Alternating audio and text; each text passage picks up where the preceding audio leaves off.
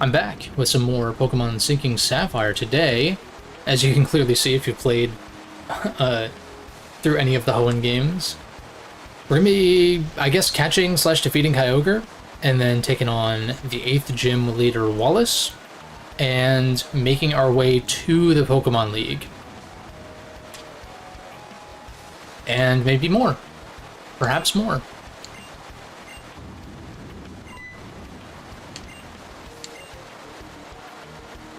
I wouldn't be opposed to at least going through the routes leading to Pacific Log and beyond, but then again, we kind of head out that way for Delta episode stuff, and honestly, a lot of the Delta episode I don't remember a lot of, like, the interim. Like, I remember, you know, the encounter in Granite Cave and then, like, the finale, and the, like, a lot of the stuff between that is pretty fuzzy for me.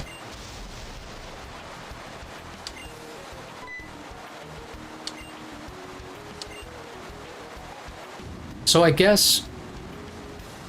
So in the original Gen 3, from what I recall at least, the team leader, respective to your game, grabs the wrong orb, and that is at least part of the reason why, or maybe it is the reason why, Groudon or Kyogre go amok. I think. What's up, Sam? Welcome. I think.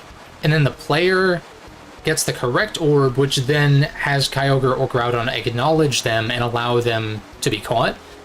Whereas here, it seems the team leader grabs the right orb, but it causes them to primal revert, preventing them from controlling it, as they maybe would have been able to in OG Gen 3.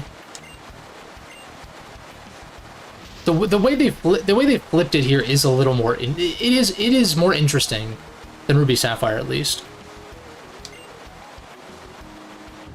or at least it's interesting relative to it, right? Whether you prefer one or the other, I think doing something subtle like that with flipping it a little bit is kind of neat.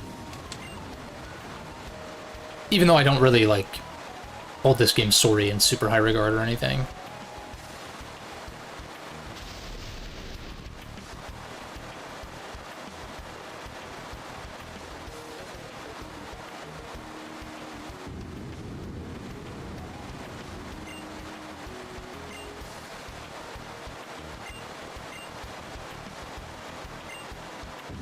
And you know, now that I think about it, even though we're playing ORAS, when I get around to streaming Gen 7, which will probably be the Ultra games, so I can do Rainbow Rocket at the end, I guess I'll have, you know, I'll have gone and defeated, you know, all of the evil teams, not Team Magma, I guess, and not Gen 1 Team Rocket, but, you know, Sacred Gold Storm Silver Team Rocket, you know, Team Aqua / Magma, whatever, here, Cyrus and Platinum, Getsis and, you know, Volt White 1 and Volt White 2 Redux.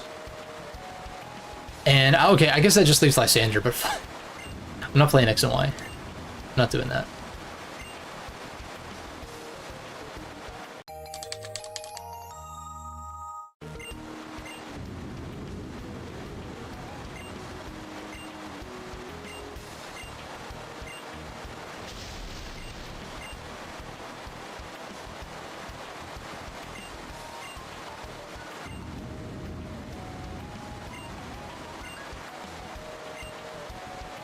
I am slightly curious about NPC dialogue around the region while the world is like this, but I don't care enough to fly around and check.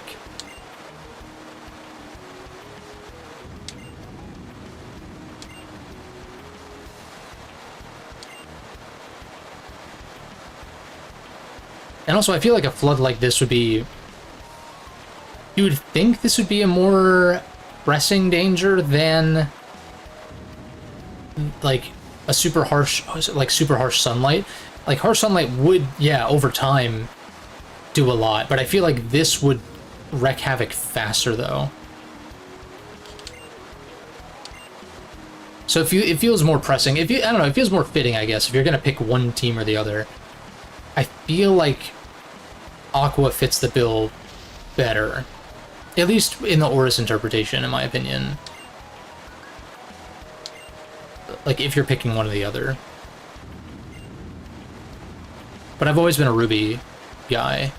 But I don't know if that was by choice or not. I feel like that's probably just the version that I got, or it was the opposite of what my friend had gotten prior. Or something along those lines. Because I like both Groudon and Kyogre pretty equally. It's like really hard for me to pick one or the other. So Space Cowboy. Although I guess version exclusive wise, what it's Shiftry versus Ludicolo. I like both of them as well. Mawile versus Sableye. I did like Sableye more as a kid. But again, I kind of like both.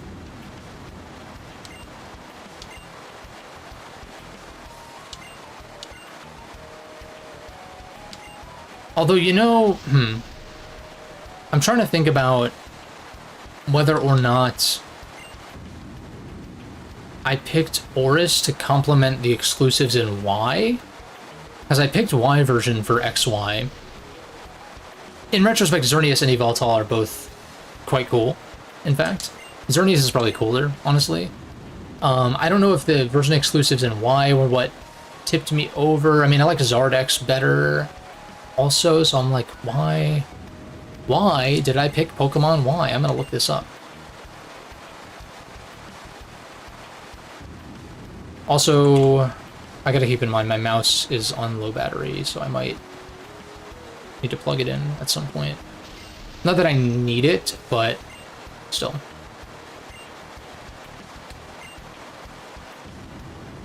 The version exclusives. Yeah, we got Zardex versus Zardoi, we got Cloyster versus Starmie.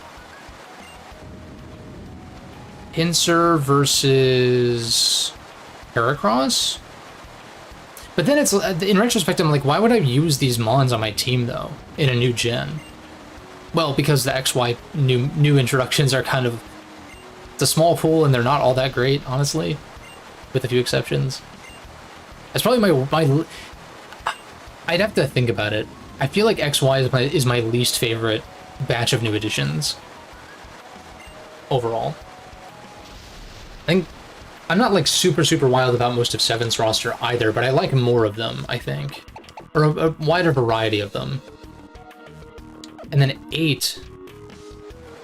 Yeah, let me see here. So, like, Pokemon Y has, like, Starmie, Pinsir, Mewtwo X, Houndoom, Mightyena, Aggron, the Gen 3 fossils, Sawk, Slurpuff, Clawitzer. I do like Clawitzer. Wait. No, this is X. This is X, sorry. Those were X exclusives. Why did I pick Y then? I think edgy teen me just liked Yveltal better or something. Yeah, Y has Cloyster, the Gen 1 fossils, Mewtwo and Zardoi, Heracross, T-Tar, Manectric, Liepard, Throw, Aromatisse, Dragalge. I feel like I favor X's exclusives, thinking about it. Not that many of them are super relevant to, like, what I would actually use. And then...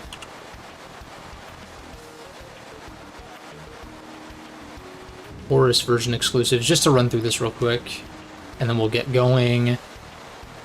Omega Ruby, Kabutops, Ho-Oh. I guess I was a Soul Silver kid, so maybe I picked this because, like, I would get Ho-Oh as a complement to that. Although you get Ho-Oh in... Never mind, you get both. Duh, in a HGSS.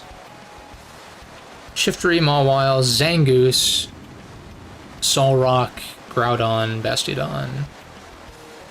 The uglier form of Gastrodon, it looks like. Yeah. Archeops. Yeah, it's interesting. Again, I feel like Alpha Sapphire... Well, I guess, okay. I don't know. I can't think back to 10 plus years ago as to why I picked a particular version or whatever. I mean, I could tell you for the DS games, but that's mostly just because I liked the box legends more. It's alright. Can't complain too much. Because, like, what? Ruby wasn't really a choice. I did pick Leaf Green over Fire Red, probably for version exclusives, but again, I don't remember what those are, or if I would still agree with that choice. I also kind of like Venusaur better than Charizard personally, but that might just be because Charizard is like so oversaturated though.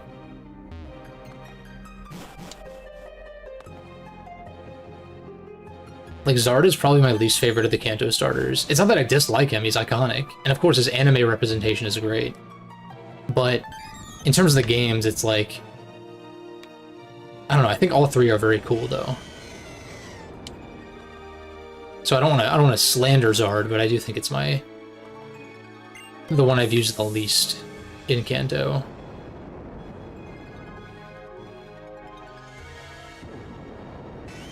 What's it called? Emerald is not version exclusive. Diamond and Pearl, I thought Palkia looked whack as fuck when I was like 9 or whatever. It's grown on me, but I question if I don't mind it because it's been around for damn near 20 years now, or if it's some other reason. I feel like it's more so that it's just been, I've seen Palkia so many times that it's like hard to not acknowledge the fact that this is indeed a legendary mon and all that. But I do think Dialga's cooler still. But I don't know, both of them are cool in their own way. Palkia's just a little, like, I remember both of them didn't look like Pokemon to me, even as like a 8 or 9-year-old or whatever it was in the pre-release days of Diamond and Pearl. Because a friend of mine had like I don't know if it was Famitsu or what, but it was like some magazine. I think it was a Japanese magazine, I want to say. Or maybe Nintendo Power. Maybe it was that, but I don't know. I know Famitsu is like known to be usually the first ones to break new Pokemon news, or at least that was the case before Nintendo Directs and Pokemon Presents and shit like that, I think. But yeah, anyhow, yeah, Dialga I liked better, so I picked Diamond.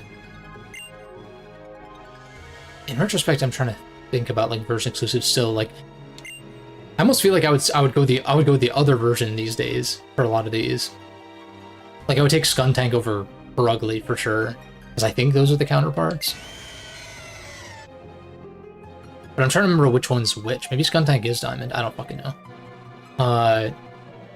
Platinum, there's no version exclusives because it's a single thing. Heart Gold, Soul Silver.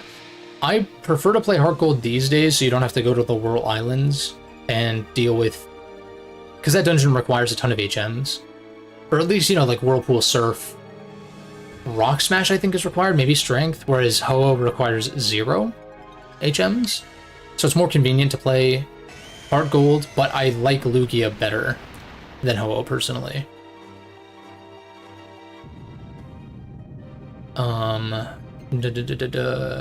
Black and White, it was because Zekrom was cooler to me, but I like both. And Reuniclus also, like, that was for sure there were version exclusives in White that I liked better, like Reuniclus over Gothitelle, and some others that I'm failing to think of off the top of my head. But Zekrom being a big one. And White too, because it's a continuation. I didn't really, there was no, well, first of all, you get Reshiram as the counterpart, so like it makes sense to go Black to Black 2 or White to White 2. Narratively as well, which was like the main reasoning for that, but yeah. We saw a little bit more about Champions, the battle sim, and you can spec your like EVs, like you, sort of like you can on Showdown, maybe not exactly, but like it's a slider, you know, and you like indicate where you want your stats to be. It's kind of unclear as far as like how robust that is, because we didn't see much of it. And then I talked about Mega D-Knight last time. Mega Dragonite was the big thing for ZA, and then it was really just some story stuff aside from that. Oh, this is just the way out that was blocked before. Okay.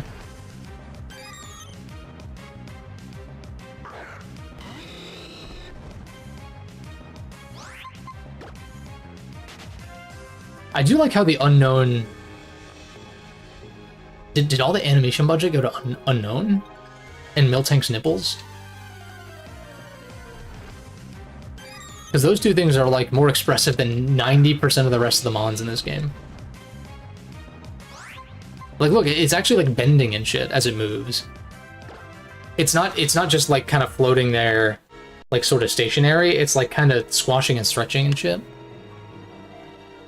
It's neat. Good old Kyogre.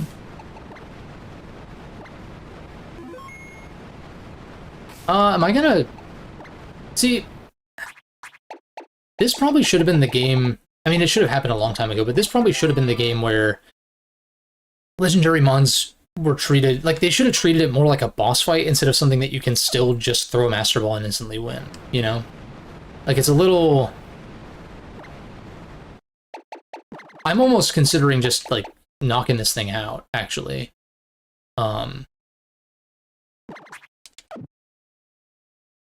Saving the Master Ball for Ray. But I don't even feel like Ray... Isn't Ray just a story thing for Delta episode where, like, it... Because you literally need it to fight Deoxys. What's up, Dravok? Thank you, thank you. Appreciate the like and the sub. Oh, this theme, though. The OG theme kind of sneaks in there. But yeah, it's a bummer. Because, like, Gen 7 started doing, like, you know, treating... Not that you could catch the totems or anything. Well, you can get totem ones, like, later, right? But... Save it for Dio. Yeah, because Ray has to have, like, a easy catch rate, because you literally need it for story purposes. I almost feel like it might be just a guaranteed catch. But... It's been a long time. But I think, I don't know, this is kind of a recent thing within the past couple years, that I thought, like, it'd be cool if, like, they made the legendaries, like, really difficult boss mons to take down, and then you earn their respect, and then they allow you to catch them or something like that, you know? Because, like, it's something that I think, like, Legends Arceus opened my eyes to, in that, like, the act of catching a Pokemon is, like, not interesting. Sheer cold, holy shit. Well, this should live.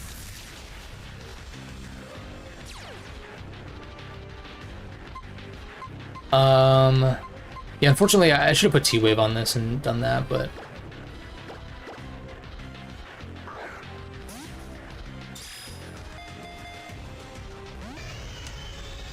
Well, as far as true final bosses, like, you obviously have the champion, and you have,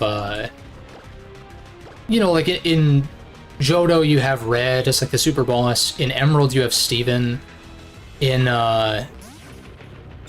Gen 5, or in Black and White 2, you have N as, like, a post-game boss you can refight. There's actually a lot of kind of post-game types of fights in Black and White 2. But yeah, as Dravok is mentioning, in Ultra... What's it called? Nah, because I'm just rocking this squad of 6 anyway, so I'm just kind of like... I don't even really care one way or the other if I actually catch this. It'd be cool, but...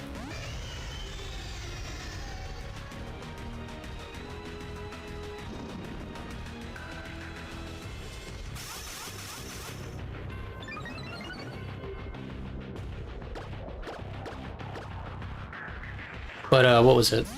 Yeah, like, Ultra Necrozma in Ultra Sun and Moon is, like... I mean, I could just knock this out and continue on, so it doesn't really matter, but... I also tend to prefer... Obviously, in, like, a Nuzlocke or something, I would, use whatever I can to try to catch whatever. But I generally prefer the look of the regular Pokeball anyway, so in most cases, it's really feasible to just... catch them in regulars. I've got plenty of like, box legends don't even have, like, a super low catch rate. Oh, is it? Oh, in terms of level? Yeah, because, yeah, this is a Romac. Yeah. Is it normally level 50 or something? Yeah, I don't think I have any sleep. I kind of just figure...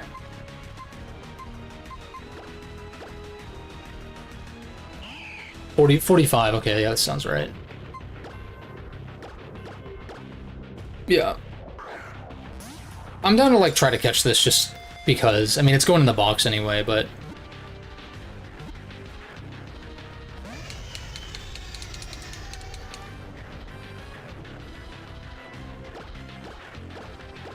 If it comes down to it, I just click Shadow Sneak on Gren, and we're chilling. Although, I mean, Gren outspeeds this anyway.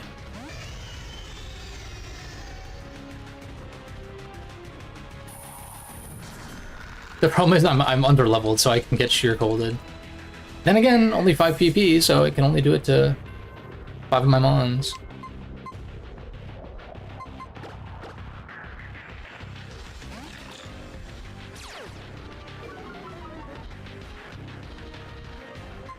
I keep getting distracted. Yeah, Ultra Necrozma is really, like, the first, and I think really kind of... Well, okay, Eternatus, I guess, in Sword and Shield was also a boss that, like, you couldn't catch right away.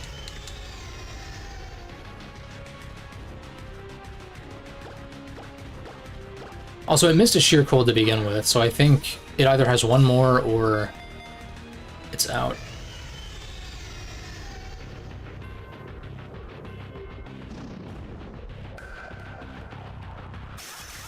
But yeah, even with Ultra Necrozma, though, like... Of course there are going to be strategies to get around things, but it is kind of unfortunate that... You know, you trick it with Zoroark, you Toxic Stall it, you bring a... like a Steel Fairy type of some kind, right?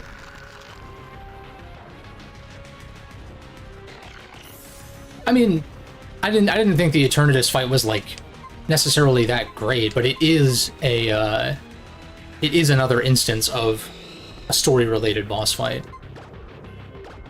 Like that, on like a single legendary mon, I guess, but yeah.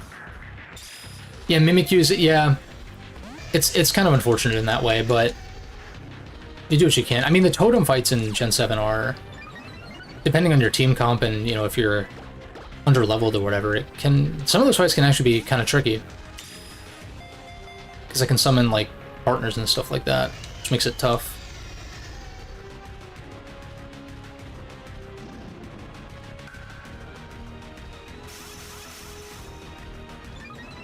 But yeah, I'm gonna just throw, like, all the Pokeballs I have, see if it catches it. If it doesn't, oh well.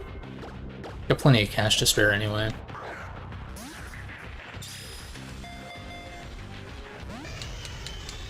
Damn, not even a roll. Yeah, this obviously knocks out Blaziken.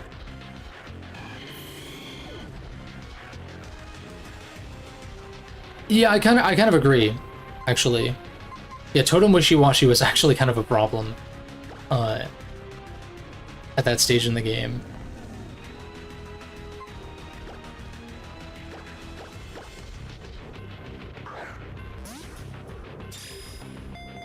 Honestly, like, O-Powers are one of those things that I don't even really mess with when I played either... I know Gen 5 has a similar thing.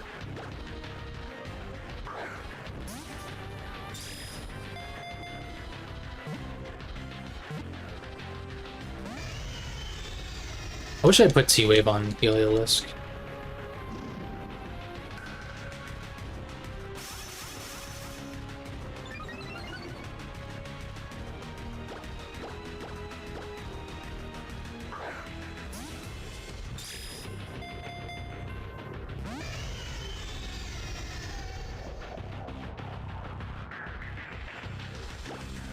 Gotta love the in-game AI. Honestly, I could revive Heliolisk and just wall this forever. Because it's out of Sheer Colds.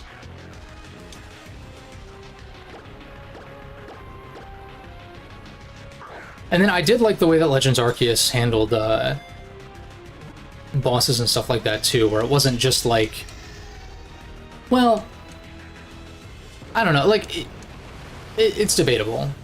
But I like that it's at least a little something different, you know?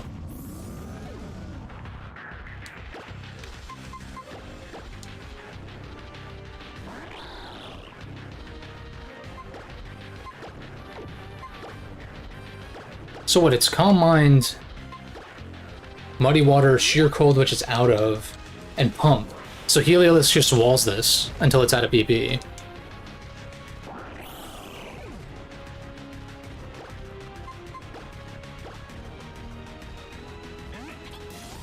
This was just like the horde fight in the Aqua base that was, in this hack it's 5 Vaporeons. But like, since I have a dry skin mon, but they still all clicked Surf, stupidly. And it was just like Water Absorb procced on the Vaporeons, and then it's like Dry Skin procced. It's like a million times this shit popping up. I just like T-bolted them all down very easily.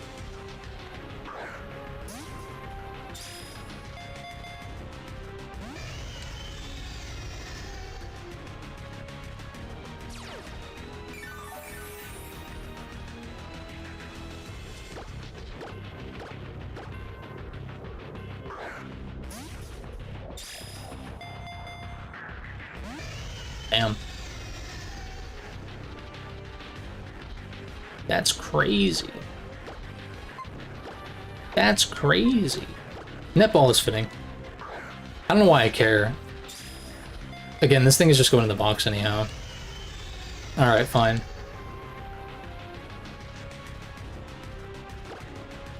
Throw the nest ball even though it's... What's it called? Because it's especially anticlimactic, like with Deoxys, or really like any encounter like this, where it's like...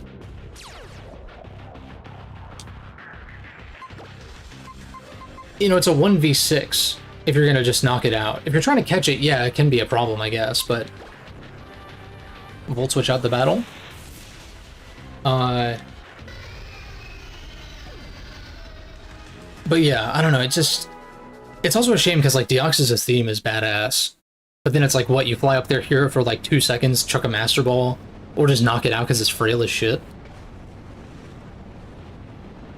Although knowing this hack, it might even be level 100, I wouldn't be surprised.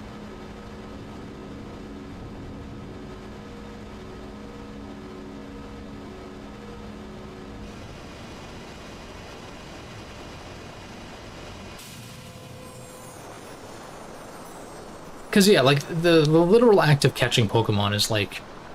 The older I get, the more I'm just like, this is not interesting. Like, at all. It's, like, not... It's not an interesting process at all. Like, yeah, you have to be wary about, like, okay, you have status for it, and, like, you make sure you don't knock it out and stuff. Like, yeah, there's considerations, of course, a strategy, but...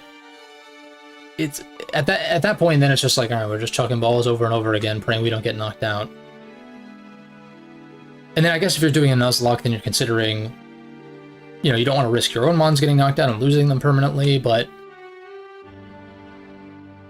I don't know, that's what I appreciate about the Legends games, at least, is like, or so far, is you chuck a ball, and like, it's still an odds thing, but you don't have to like get into a battle and like go through the slow menus and the animations, and it's in and out, you know? I think they could shake up the formula. I think Arceus, like, kind of did that somewhat. Like, I think making catching more of, like, an active thing makes a lot of sense.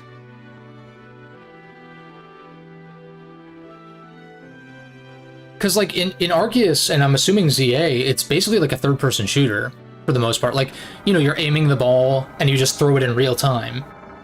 And I think a big thing, too, which... I can't believe they didn't implement in Scarlet and Violet, it's part of the reason those games are a pain in the ass to play through, is seamless battle transitions, where like in Arceus, yes, you could run into a Mon and it would trigger a fight, but like you could still physically move your character, and so you could just like leave, and your Mon would follow suit, but like you could just leave, you don't have to worry about like, oh, the Pokemon has appeared, blah blah blah, go, blah blah blah, blah blah blah, oh, hit the run button, tried to run, couldn't run away. It's just like, no, it's just like, let's just... Wild battles are not interesting. Wild battles are fucking not interesting at all. So let's streamline the process and allow the player to do it as little as possible. Which then, in turn, allows for the boss fights and like actual trainer fights to maybe be a little more challenging, because you're not knocking out these wild mons and gaining experience that you normally would maybe be compelled to get. But even going back to these games, it's like, once I catch my team, if it's not a Nuzlocke, if it's just a regular playthrough, once I catch my team, I'm just spraying repels the rest of the playthrough, and that's it. You know, like... Because it's just annoying at that point.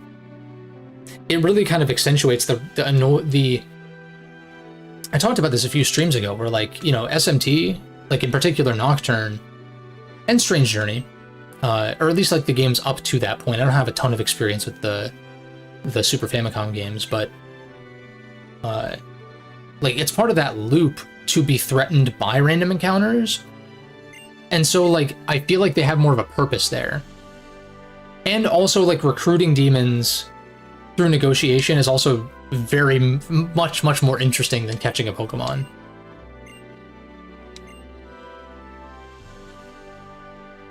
Certain ones negating. Yeah, there's all sorts of things you could do. I'm surprised the Pokeball customization is not a thing. They had the seals or whatever in Gen 4, which is cool, where you could affect the like effects that play out when you send them on out. But why can you not just swap the ball that they're in, or like customize the colors of them? And it's like, instead we have Sandwich Simulator and shit like that. And it's like, you don't have a feature where you can like spray paint a Pokeball a different color or something? Like, that would be so cool. That would be something I would actually kind of care about, even though it's like a small thing. Especially if you like saw the Pokeballs like on your character's sash or like belt or like whatever it is, you know what I mean?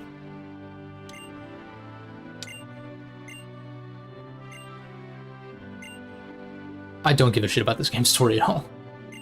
I appreciate that they try to do more with it, and I understand there are people who grew up with this game that, you know, may like this and all of that.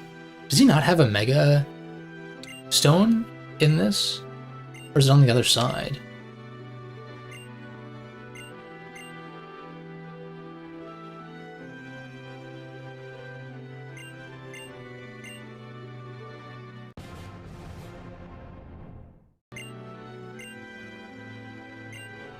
Friendship or bond mechanic? Well, there is, though. That's the thing. You have, like, the very basic friendship stuff that started in Gen 2, where that's how you evolve Eevee into, like, Umbreon. And, like, there's friendship-based evolutions, and that affects the damage of return and frustration. But the bond stuff, in this generation specifically, in Gen 6, you have, like, Pokemon and Me, where I don't fuck with it because it breaks the game wide open. Because, like, you know, you go in, you pet them, you feed them treats or whatever, and stuff like that. And it's cool to, like, have that interactivity. And there's, like, the camp feature in Gen 8 and Gen 9, I think, where you can actually, like, sort of kind of hang out with them outside the walls and stuff. And, like, play fetch with them and stuff like that. And that's cool. That's fine. My problem with it is that it then, in turn, like a lot of aspects to how these games are designed, trivializes then the JRPG-ness of it, you know? Because, like, if you get their affection level high enough, at least in... Well, I think it's in all the gens that have that kind of thing, but, like, in this gen, if you get their affection high enough with Pokemon and Me, it'll be like, oh, your Pokemon crit because it loves you, or, like, your Pokemon shook off a status ailment, or, like, survived a one-hit KO because it cares about you. And, like, narrative gameplay synergy, yes.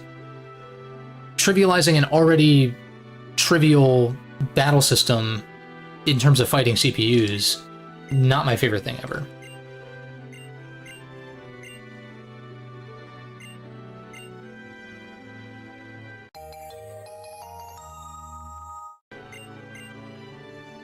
That's where I think pivoting to more of like the action sort of cooldown nature of ZA might be interesting. Because I feel like in an action context, you could probably get away with stuff like that more. Or just make the games harder. But, like, I've said it so many times over the past few years, like, this battle system just does not function at a high level in the games themselves. It functions at a high level in competitive, for sure, because you're playing other people. It just... I mean, like, I guess it could if the AI actually, like, switched out and shit, but even in this hack, I'm surprised. I don't think I've seen a single Mon switch out in this hack. I think there are other Drayano hacks where, like, they will. So maybe it was a coding limitation or something. I don't know. But it's strange, and then, like, the Megamons, it's cool that they're Mega-ing, starting with Winona in this hack, which they normally don't until post-game Elite Four rematches, as far as I understand. Or, well, I guess Steven and Archie do, though. But it's cool, but it's always their last Mon. there's like no strategizing going on the opposite side of the field, which is kind of frustrating when you're like trying to engage with the battle system to as full of an extent as possible. And then your opponent, in this case a CPU obviously, isn't doing the things that it could do to try to play around things. And then I've said it also where like, well, when it does do that, it is the question of, are you reading inputs, right? And straight up just, you know, cheating to see what I'm inputting and making your input second instead of, as it usually is, we're both inputting at the same time. So it's a tricky thing. And that's where I think the big thing with it being in the mainline games where they're like, you know, full-on JRPGs, right? I think that's a problem here more so than in the stadium games, because the stadium is more like, the stadium games do read your inputs in Gym Leader Castle and stuff like that, from what I understand. But you're also equal level, so you're on equal footing, right, in terms of that. Like, you can't be over-leveled or under-leveled. It's just like, and they're exhibition matches where like, yeah, you have to win a few in a row, but it's like, if you lose because of something like that, you just go again, and it's not a huge deal, right? And I guess you could say the same here, but if you're resorting to like the CPU reading your inputs in a turn-based JRPG, I feel like that's bad design. The thing is, the stadium games are not JRPGs. It is more of like a battle sim or minigame hub, and there's all sorts of different types of battles, right? Like that's where Little Cup was introduced, I think, was in Gen 2, in Stadium 2. And in Coliseum and XD, I've said it before, where like I think those games might read your inputs at times, but it's double battles, so there's more happening in a single turn. And so you have more options, and they have more options, so like I feel like it's... I do not remember it being an issue in playing even Grand Coliseum and XG, that ROM hacks of Coliseum and XD. I don't remember... Maybe I said it once or twice, but like I don't remember being like, oh, that's bullshit, they read my inputs, whatever. It was always like... It was challenging, but like in a way that felt fair, despite it literally not being, potentially. So, yeah. I know that makes me sound like a big old Pokemon hater, but like I don't. It's just I usually just kind of come into these games. I like, part of me kind of wants to get back into doing Nuzlocke and stuff. It's been a while, but it's like, I like just going in, building my team, you know, come what may, in terms of difficulty and all these kinds of things I'm talking about. It's still like the boss fights are still enjoyable despite this. Especially if you're under-leveled, so like you're not just like automatically outspeeding things that you naturally would, kind of thing, right? Case in point, when I sacked Heliolisk to a Swellow. Because it was higher level than me. Like, even though I have EVs on my Mons, they're sporadic, but they're on there. And my Heliolisk is timid nature, even despite that. Maze Swellow is probably... It could be Jolly, it's probably Adamant, but like it could be Jolly, and it could be also 252 speed invested, you know, like it's one of those things. And it's possible that I am, even though I'm not like even though I don't play a ton of competitive Mons, maybe I'm too competitively minded for this kind of thing to like continue to engage me playthrough over playthrough kind of deal, you know?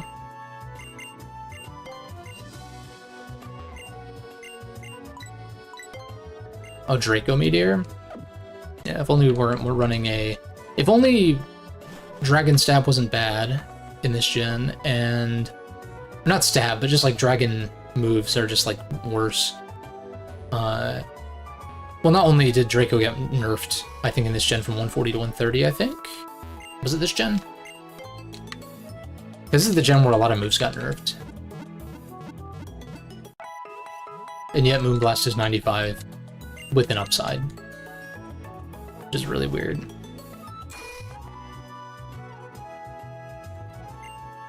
Alright, Wall Ace.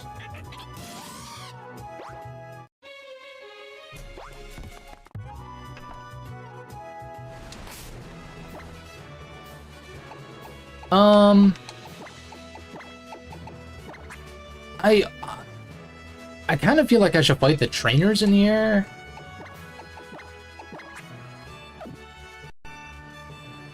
Because I am most definitely under-leveled. Can you... I forget... Okay, so there's still ledges down there. It's still multi-tiered like it used to be. This is a different puzzle, though.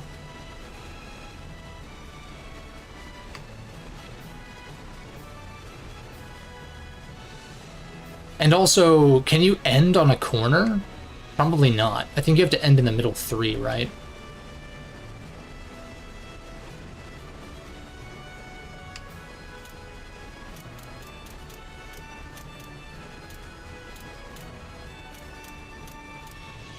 I fucked it up.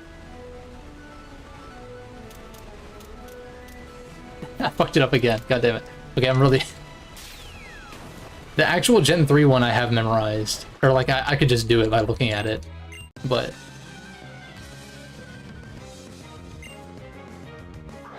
This one's more flexible and I fucked it up first try. It's funny.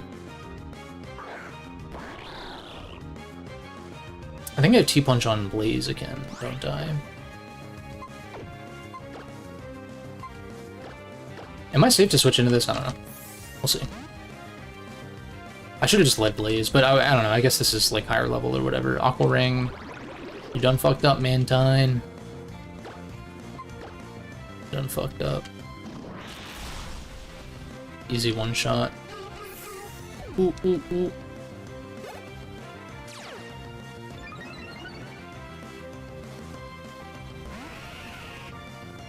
I would almost be of the mind that, at this point, why don't I just rare candy up, right? I wouldn't even rare candy up to, like... I would just go up to, like, 60 or something, you know what I mean? Like... At this point, I just... I don't know, I don't feel like I'm gonna get a whole lot fighting just regular trainers at this stage. Are you Lightning Rod? No.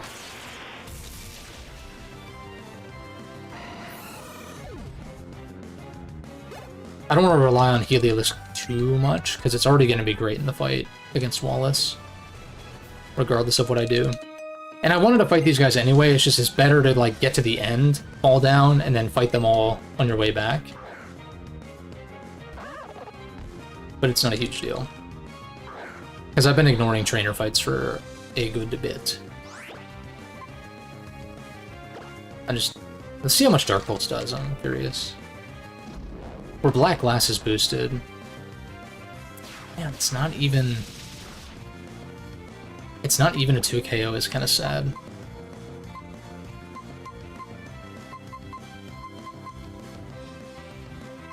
I mean, I'm just gonna go Langolier. Going into Heliolisk is...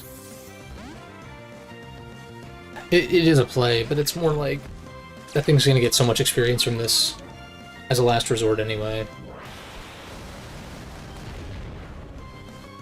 Oh my god.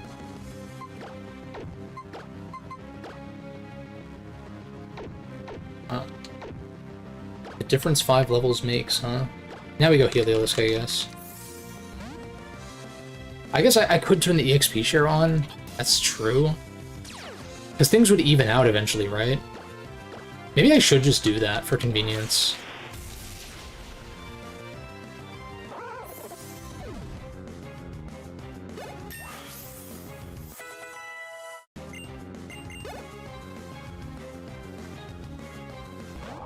Goes into the Lord of Wales. Yes. I would volt switch, but I'm specs, so I can't. EQ, get red. Definitely was predicting that. Yeah. Let's go with that.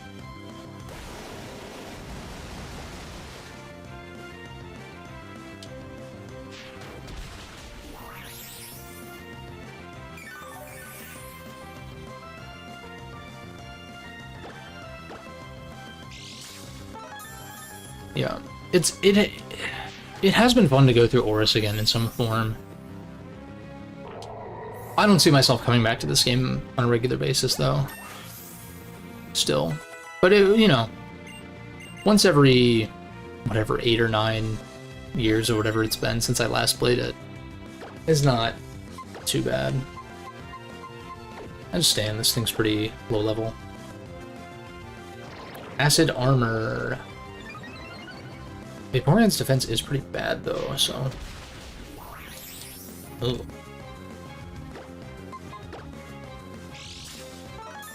Sure, burn you for the 1/8. That pre-nerf burn, baby. Oh my god, why are... Okay. I was like, why the fuck are you so strong, huh?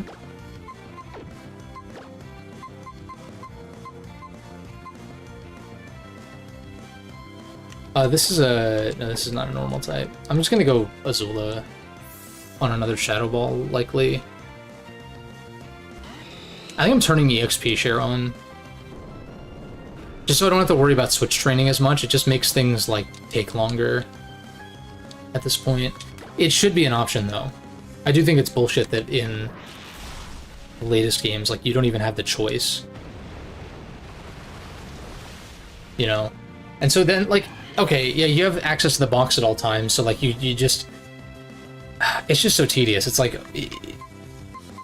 Because then it's like, okay, once a Pokemon hits whatever level cap you're trying to be at, whatever you're trying to cap your team at, then it's like... You still have to go out of your way to, like, open the box, put them in there, then, like, not use them. It's just a pain in the ass. I guess you're not using them anyway if you're not trying to get them experience, but because my point being, because the EXP shares on, you don't have a choice. No options. The Nintendo Special. Even though it's Pokemon Company and they're kind of separate. I do think... I don't want to be one of those guys who's, like, obnoxious about blaming the wrong part of the company. I'm also of the mind that, like, it doesn't matter who it is. They know who they are. Like, whoever's at fault in terms of, like, whatever shit you could complain about in terms of, like, Pokemon and Game Freak and Nintendo or whatever. Like, whatever leg of that organization, that weird trifecta threesome, fucking, what's it called? Homunculus. Whatever part of it is at fault, you know, knows they are, but clearly do not care. And so that's, like, kind of my point. It's like, it doesn't matter if it's Game Freak, Pokemon Company, or Nintendo. Whichever one of them it is needs to get their shit together, right?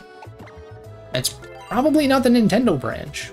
I'm surprised they allow for the games to release in the state they are, but at the same time, the rest of the first-party output is, like, typically it's, like, highly polished.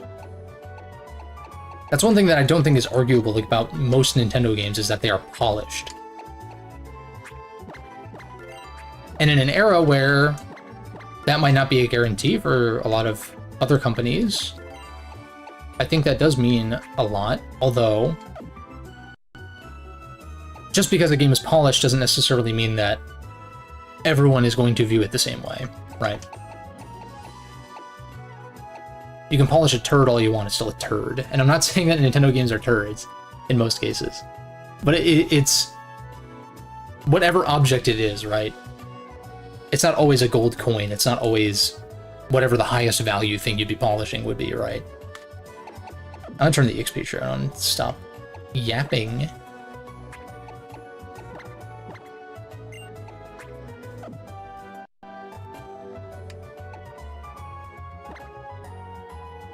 Oh, still haven't finished BN5 on Steam.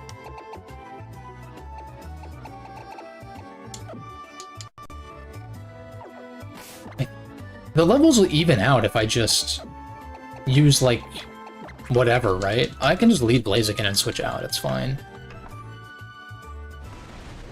Like, I don't mind switching... Let me see.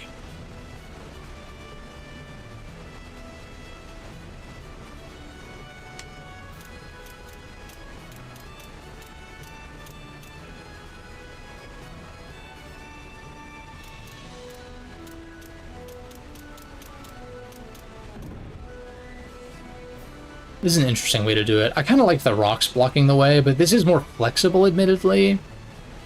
Can you walk diagonally? You can walk diagonally as well, which is... Doesn't that kind of trivialize this, or no?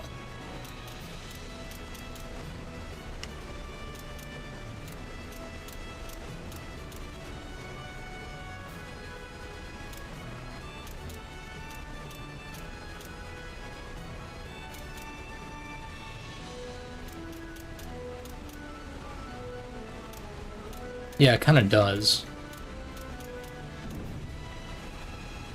Oh, there's trainers up here too, which is kind of neat, I suppose. Kind of do like the same thing. This is kind of lame.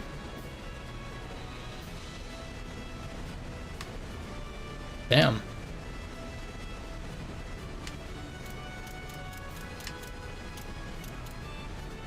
Because can't I just kind of do the same thing, but like on a grander scale, more or less?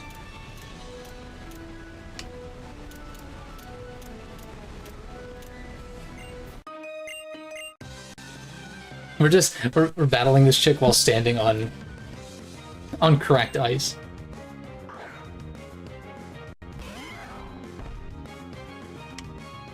Good old Poliwrath.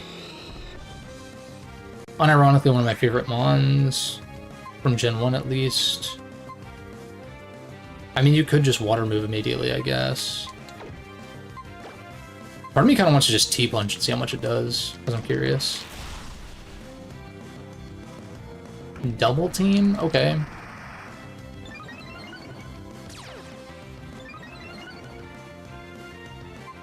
If I had bulk up, I would maybe have done that there.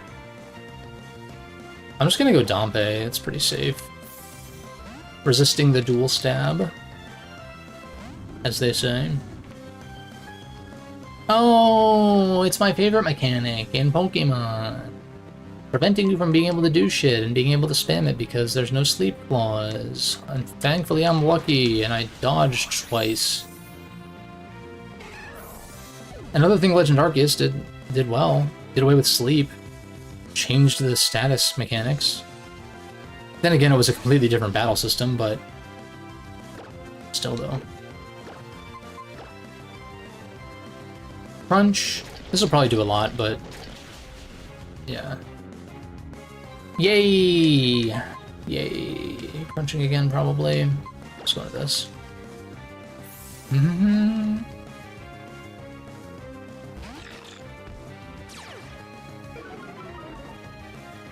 Yeah, I feel like once this playthrough's done, this hack is solid. It's not. I don't think it's the hack's fault. I think it's. I just think it's Gen 6. Dude, this thing gets crit by Earthquake every motherfucking time. It's so annoying.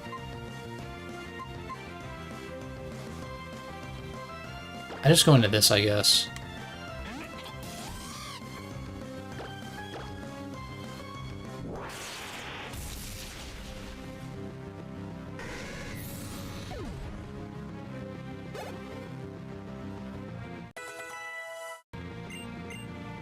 Flare Blitz?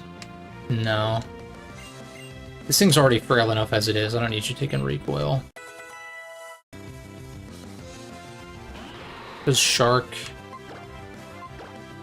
I'm gonna revive. Langolier. I've not been using revives in boss fights, but for... Okay, yeah, Earthquake. Everything has Earthquake. As should be expected, I suppose.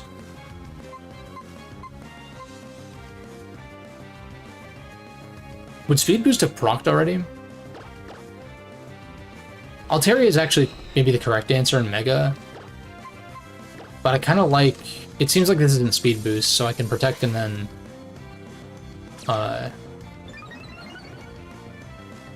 HJK. Lip. I'd like to run bulk up on this, maybe, but... I don't know, I think Tech for the guaranteed speed is, like, kind of nice. It's almost like a second form of priority. At, like, you know, in emergency situations.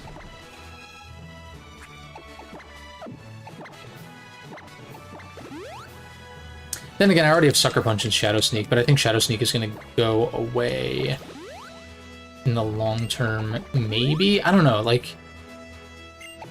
I feel like I should run Ice Beam because of Drake. And also, I was kind of, like, hypothesizing...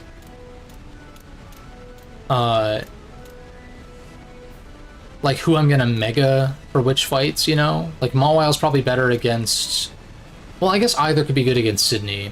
In fact, Mawile regular is probably better against Sydney than like, so I can use Mega Altaria. But, like, you know, Mega Altaria is not going to do much against Glacia, for instance. And so that, I'll, like, switch the Mega Stone, or I'll switch my held items around to have Mega Maw for that. But then I definitely want Mega Alt for Drake, because that thing's going to be great there. Should be, at least. This could be Volt Absorbed. It's a pretty easy... Well, Dompe actually kind of deals with this.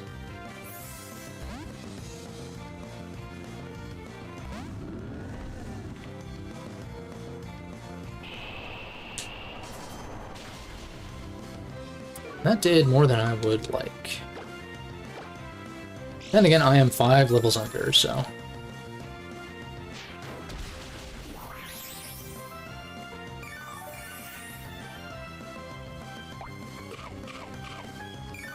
And plus, it's like if I don't fight any trainers, though, I'm going to be extremely underleveled for the Elite Four and Victory Road, and I don't want to be, like, too underleveled. But as I've talked about in previous streams, like, this is not really a region where I typically fight all the trainers anyway. And fighting all the trainers up through, like, Badge 6 was putting me overleveled. Or, like, up through Badge 5 was putting me, like... I was, like, barely, like maybe slightly overleveled for Norman. But prior to that, I was, like, pretty overleveled by not even... I was just fighting the trainers I come across, and usually these hacks are balanced to accommodate that. And you end up underleveled anyway, but... I guess it's more of a long-term thing here. But then again, it's not quite to Johto levels of, like, weird balancing in terms of trainer levels, but it's like when there is 0 scaling and they give you access to... Well, then again, I guess the trainers near Pacific Log might just be higher level, like it's possible they're just higher level straight up. In which case, yeah, scaling is not necessarily needed. But when they give you access to, like, this big area all at once, it's like, well, I don't know... I feel like I have less of an idea of how many trainers I need to fight to be, like, on par for the next gym badge, right? For Tate and Liza. It's like, I guess you could argue, okay, every trainer between Lily Cove and Moss Deep and maybe Shoal Cave and stuff like that. But when previous badges I had been doing sort of that process and ending up over-leveled, it's kind of like... Then again, I didn't have 6 months. I did not have 6 months until Norman... Oh, that was a quick club rock. Okay, whatever.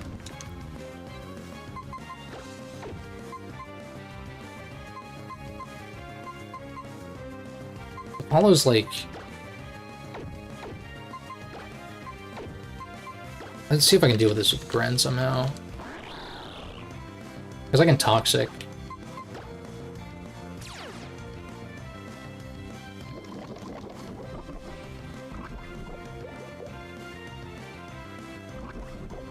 I dodged. So now you're gonna go for Water Move, probably, right?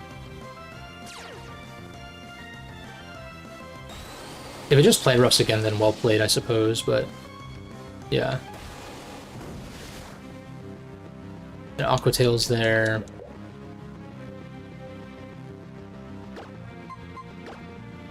We Toxic again to turn Poison. So we resist Play Rough, and that wasn't a crit. That's kind of scary. Wow. And even if you have Jet, I outspeed you with Shadow Sneak.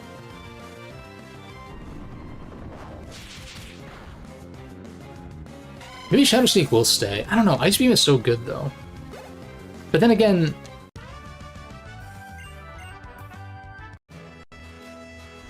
I'm trying to think, because I'm like, Dark Pulse, obviously against Sydney, it does not do much. It's good for Phoebe, of course. Then again, it's a TM, so I can, like I can do with the Mega Stones, I can just change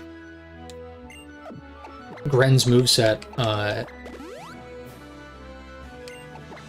I can just teach it Ice Beam over Dark Pulse or something for Drake specifically. And then change it back because Steven's gonna have a lot of ice types. Then again, Ice Beam for Cradilly might be good, assuming his team is the same.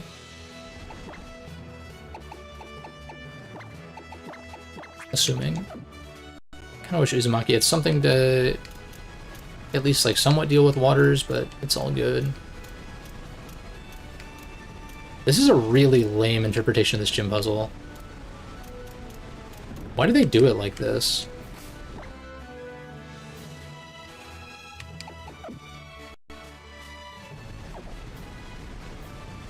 I kind of want to fight everyone down below, though. Like, ideally, I get everyone to 60, is kind of what I'm thinking. Or, like, at least, like, 58 or something. Yeah, let's do that, because I probably want to go heal anyway. Oh, is this permanently opened? Oh, wait. But does that mean... Does that mean I just, like, can't fight the trainers now? Or when I re-enter, is it going to reset? It probably resets when I re-enter, right?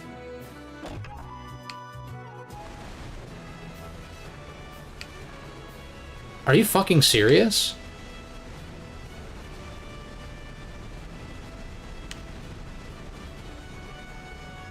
I mean, I guess we can just go fight some swimmers. That's fine.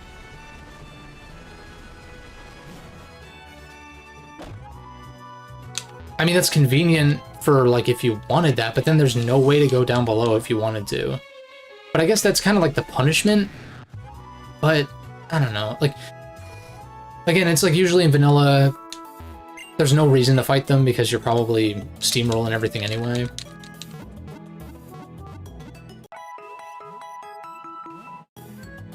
So I guess I will pull Latios to fly somewhere.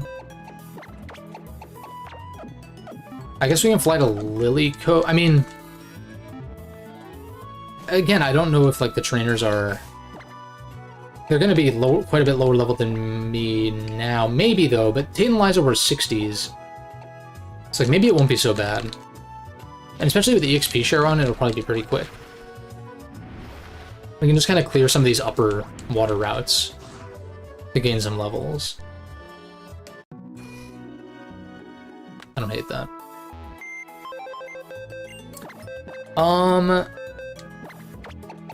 I will do my best to let you know, but I am going to start getting pretty busy this week, starting this week. And I've kind of got a lot to prep for, because basically, like,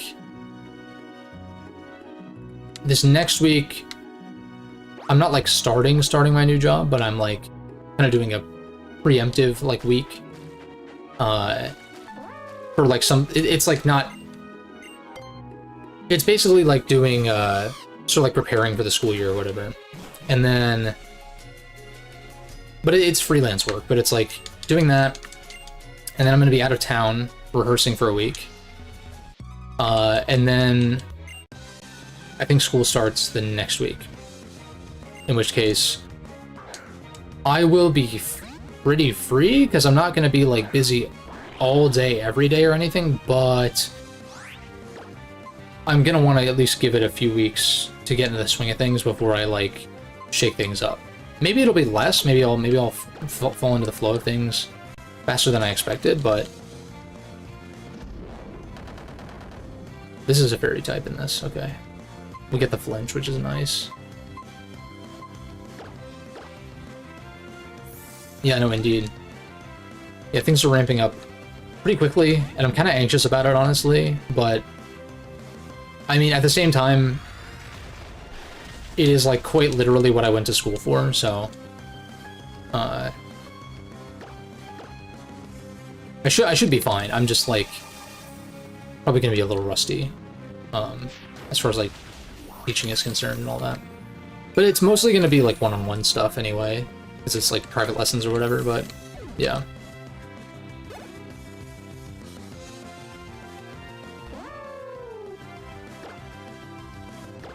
It should be good. I just really want to make sure I have, like, all my ducks in a row where things actually kick off. So we outspeed this, right? I mean, I guess not off chance that... Yeah, okay. No para is nice. I think I'm gonna cap my squad at 60. So I'll go box Helios. Oh no, Helios is my server.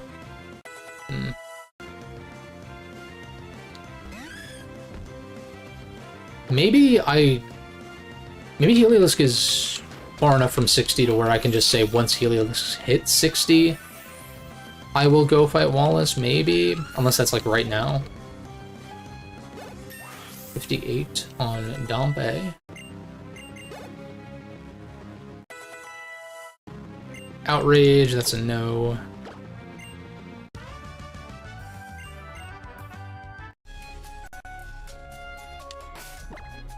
Let's see, how far are you? Okay. So as long as I'm like kind of leading other Mons, this might actually work out. I don't know what like the percentages or like how it works. I don't even mind if everyone's not 60, but I'm just thinking like... Then again, I could teach Surf to Gren temporarily. I'm gonna have to teach it Waterfall for Victory Road because fucking HMs suck balls. Actually, if only, right? If only. I'm kidding.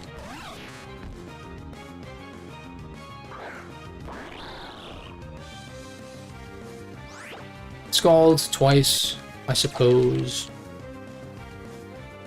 Na-na-na-na. Oh my god.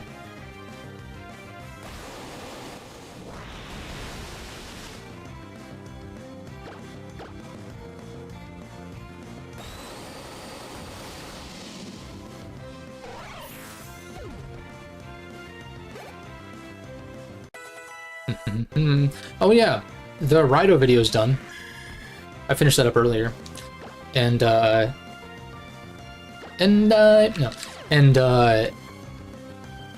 What's it called? I think I'm gonna wait to do my usual, like, Sunday for members, Monday for... Oh my god. Sunday for members, Monday for everybody kind of thing. I've thought about doing the member exclusive thing for more than just 24 hours, if people would find that to be more worth it. But I do not know, because I don't have that many members, but it's all good. I appreciate y'all. I do. I could probably do more to make it more worth it. It's just like I don't really want to... I don't like the idea of gating content, really. I like kind of was trying that for a little bit, and then I was like, this just feels like wrong to have videos on my channel that like are like lower effort in terms of editing so that I can get out more content, so that I can have extra content for members, and then also like even if it turns out interesting for y'all or whatever. And then it's just like a catch-22, I guess, right? You have to make memberships worth it enough to where people want to join, but if you gate too much for just a few people, then it's like it almost kind of feels like a waste, especially when the channel's like so small relatively. I'm staying in one leech.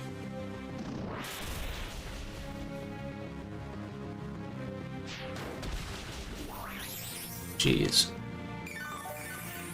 Trev is putting in the work, man. Boridodo.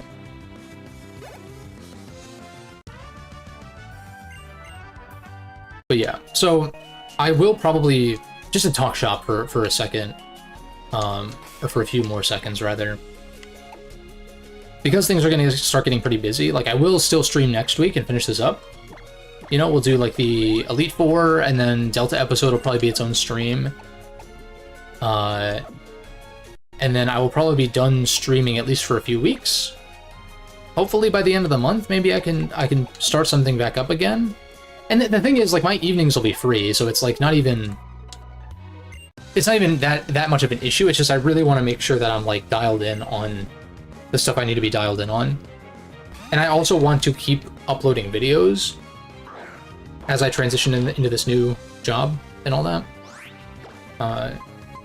It's toxic. But I'm thinking I might throw a little something out there for y'all in the interim, like kind of while I'm away, because in terms of my progress on Path of Radiance, awesome game, by the way, if anybody has not played it or whatever, but I've talked about it before to certain degrees.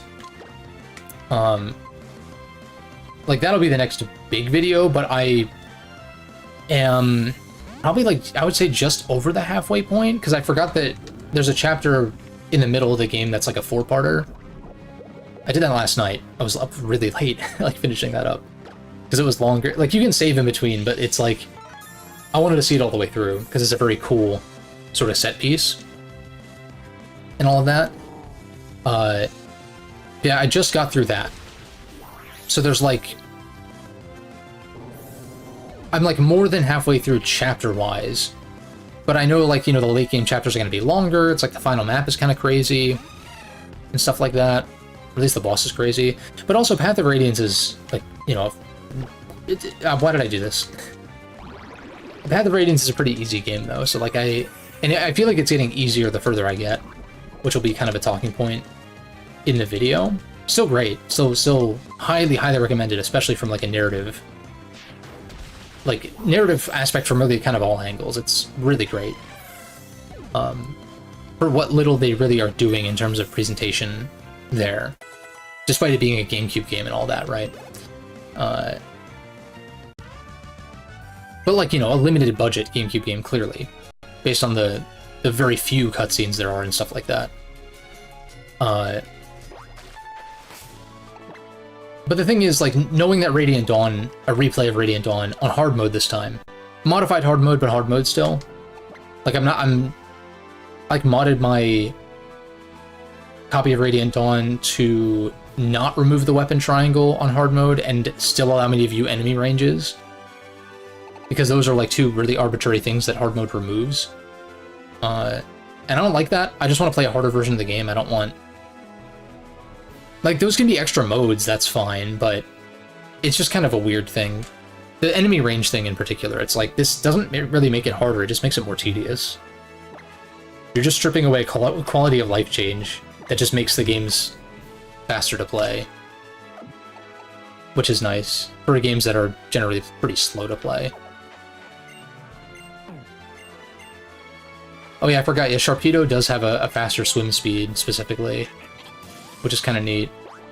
It would be cool if there was consideration put into, like, you know, however many mons can learn Surf and you change that, but there's so many water types that I get it.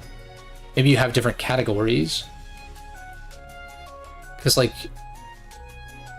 I mean, again, like, that's something that I think Let's Go did nicely, where you could ride on, like, whatever surfing mon you wanted to on the water. Maybe including Rhydon. I don't actually know.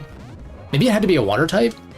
But Rhydon learned Surf in Gen 1, and I'm curious about that now. But they all had, like, they would actually come out, and, like, Gyarados would be kind of, like, on the hump of its back and stuff like that. It's cool. It's cool.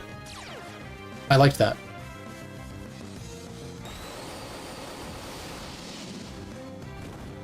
Let's Go definitely has, like, there's definitely some things in Let's Go that, like, I don't care for as much, but those types of aspects I thought were cool. Like, all the unique animations for the mons following you around and stuff, you know? And then, yeah, like, the surfing animations, the flying, even, you could just, like, literally, like, soar over top of the routes at a certain point. Which is very cool. Haze. Purple Haze. No. Not on this mon, at least. Haze could be a consideration on, like, some other team member if they got it, but yeah. What are you looking like? Alright, Apollo's about to hit 60. Azula's pretty close. I might not be opposed to boxing the guys that hit 60, actually. And, like, actually just getting everyone to 60. We might as well do that. Because I think Latias learns Surf, so I can just use that as an extra Surf mon. What the fuck kind of a read was that, my guy?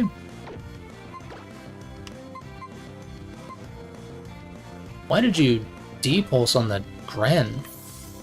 It's very random. See, it's choices like that where I'm like, are you reading inputs? But then it, like, doesn't do it the following turn, and so I'm kind of just like, what are you doing? I'm just gonna T-punch. I don't care if I get knocked out. And I don't, because I one-shot. Nice.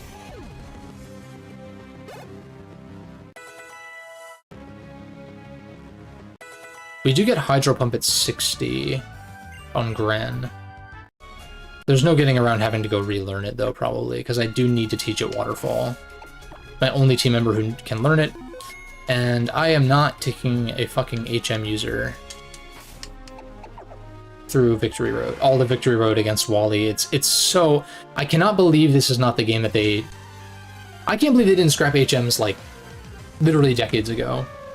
Or, like, I guess not decades prior to this. Maybe, like, a decade prior to this or something. You know? But, like, Gen 6 really should have been... If it wasn't going to be Gen 5 or Gen 4 or Gen 3 or whatever, like, Gen 6 should have been the time to get rid of HMs. Thankfully, they did in Gen 7, but, like... way, way too fucking late.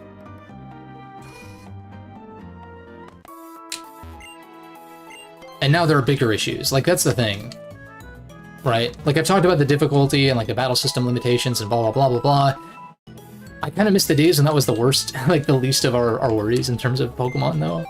In terms of new releases. The thing is, nowadays, like, you could argue they actually... Like, yeah, EXP candies literally drop like candy and stuff like that. But if you don't use those and you don't, like, overlevel... Like, if you just kind of play them like you play, like, any other previous Pokemon game, some of the fights could actually be tough. Like, I could actually see that. Right? But that isn't intentionally putting limitations on yourself. That's like saying if you Nuzlocke any other Pokemon game, it makes it harder. It's like, well, yeah. To a certain extent, right? And then you have modifications on top of that. Hardcore Nuzlocke, whatever, and like stuff like that. Different stipulations. I feel like an Egglock could be fun. Egglock could be fun. Yeah, I'm pretty sure Latios learns Surf.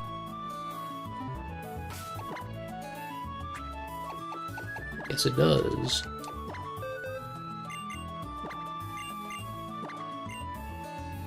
Let's have Z-Ring. No, unfortunately... Or maybe fortunately, it does not. It is a Gen 7 exclusive thing. Which I will stream someday. I will stream Ultra Sun or Ultra Moon. I don't know which hack I will do, though, because Drayano does not have... does not have Gen 7 hacks. And there are kind of two major options in terms of Gen 7 hacks. And so I need to kind of do my research again and figure out which one I'm going to do. Although I think I have one of them installed already, so maybe I just stick with that. I'm just going to buy these just to have them. And then I'm going to buy... Yeah, that's probably overkill. That's a lot.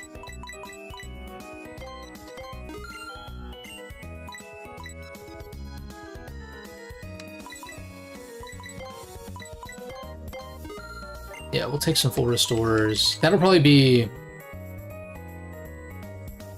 I don't want to say that's like the only... Like, because I'm going to match healing items with the boss trainers, which I think usually have 2. I think Steven probably has 4, though. But I'll just have to keep an eye out when I'm fighting him.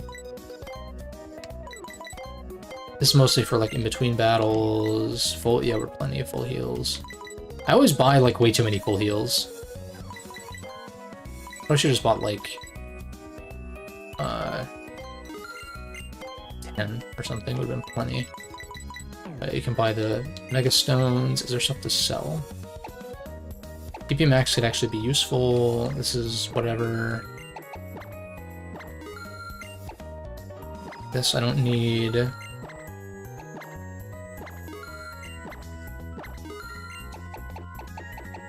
Mega Stones. We get both.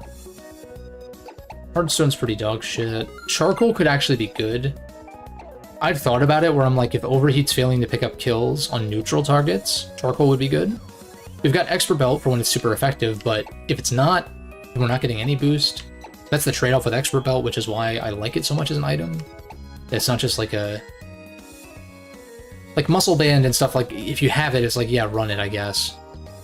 But it's like, it's not interesting, you know? Choice Band's interesting, because it locks you into one move, kind of thing. You just make a Dragonite, right? That's funny.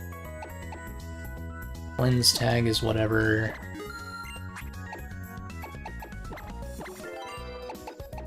Yeah, I kind of refined. I think what I said last time about somewhere between 10 to 15, maybe Mega Pokemon are ones that I like genuinely really like. And then there's probably another 10 to 15 that like I kind of like, but I'm not like super wild about necessarily, but I kind of like them. And like the remaining half or whatever it is, I either think are worse than their original counterpart in terms of design, or I straight up don't like their design, or they're kind of undercooked or like whatever. And I'm like, I don't know, I think D-Knight just kind of falls somewhere in the middle, man. Like there's some megas that I really genuinely dislike to begin with. And D-Knight just isn't one of those. It's kind of one of the half-baked ones, sorta. There's quite a few of those, though, in my opinion. There's quite a few. But yeah, I kind of like refined my tier list to sort of just haphazardly threw together. Sort of came up with roughly my top 10 to 15, because there's like some that I sort of rotated in depending on how I was feeling and blah, blah, blah. Let me pull that up. Let me just read that off real quick. Mega Pokemon tier list. Way too zoomed in. Yeah, so like roughly top 10 megas, not including prime or reversions, I guess, but like roughly it's like Mega Ray, Zardex, Beedrill, Bayonet, Mawile, Gengar, Ampharos, Altaria, Scizor, Medicham. With kind of honorable mentions, or like kind of rounding out the top 15 being like Alakazam, Absol, Mewtwo Y, Blaziken, and Lucario. But like maybe Pidgeot, because I don't know what it is about Mega Pidgeot that I kind of like though. It's pretty basic though. That's kind of like the king of like the ones that I sort of kind of like, which I categorize as what? Pidgeot, Gyarados, Camerupt, Glalie, Aggron, Steelix, Swampert, Sableye, Houndoom, Gallade, Venusaur, in no particular order. And like the rest of them, I'm just like, are either just whatever to like, I don't care for them kind of thing. Some kind of mix. Being Abomasnow, Aerodactyl, Audino, Blastoise, Zard-Y could be in the kind of like, but it's kind of just Zard again, but pointier, sorta. It's no Zardex, that's for damn sure. Diancie, Garchomp, Gardevoir, Heracross, Kangaskhan, Latias, Lopunny, Manectric, Metagross, Mewtwo X, Pinsir, Salamence, Sceptile, Sharpedo, Slowbro, Tyranitar. All range from like meh to dislike for me. Maybe some of those maybe some of them I don't like dislike as much kind of thing. But it's like Gardevoir, it's like it's just Gardevoir but bigger dress. Like it Mega D-Knight does more than fucking Gardevoir does in terms of design, in my opinion, but whatever. It's at the same time, Mega D-Knight's not like my favorite mon ever or anything like that. It's not. It probably falls. I like kinda like it at this point. It probably falls in that category of like the Mega mons that I like kinda like it. But it's not near the top, but it's also not near the bottom, so I just don't get people's consternation with it. And people are forgetting, like, it's the same thing like what I just said earlier about, like, Palkia not really looking like a Pokemon to me as, like, a 10-year-old or whatever. Like, even way back when. But it's been around now for, like, damn near 20 years.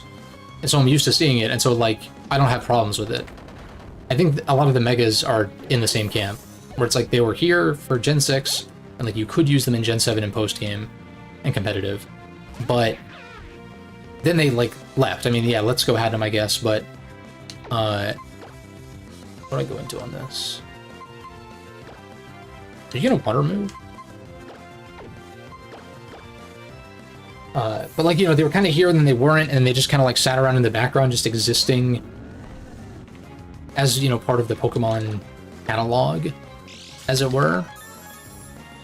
I think people are just like used to them, I guess. But a lot of these are kind of stinky. Or at the very least, they are not. Like, I'm looking at Mega Blastoise and I'm like, dude, Blastoise is a sick mon. Its Mega looks fucking stupid.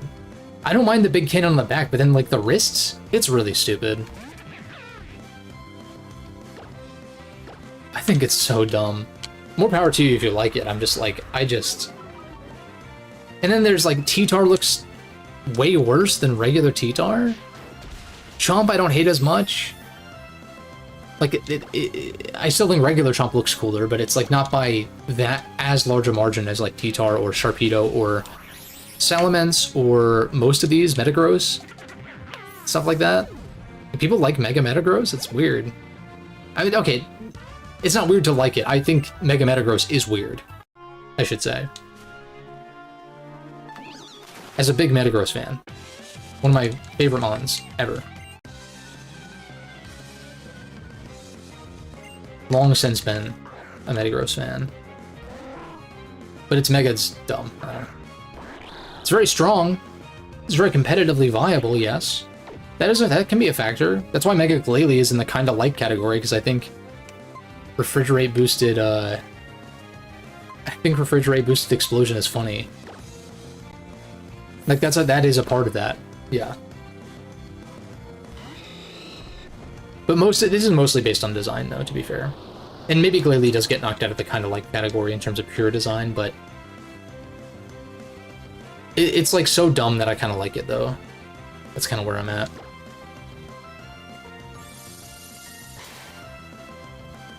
And then, yeah, the more I thought about it since last time, like, Mega Scizor grew on me. Like, I still... Like, Base Scizor is already... My argument was, like, Base Scizor is already so cool.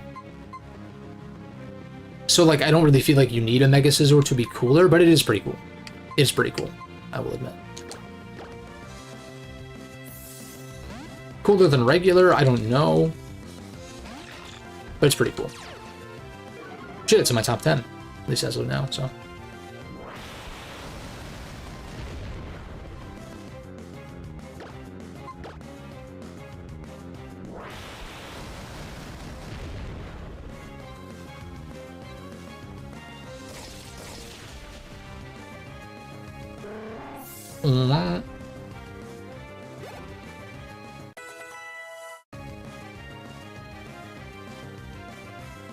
Whiskash.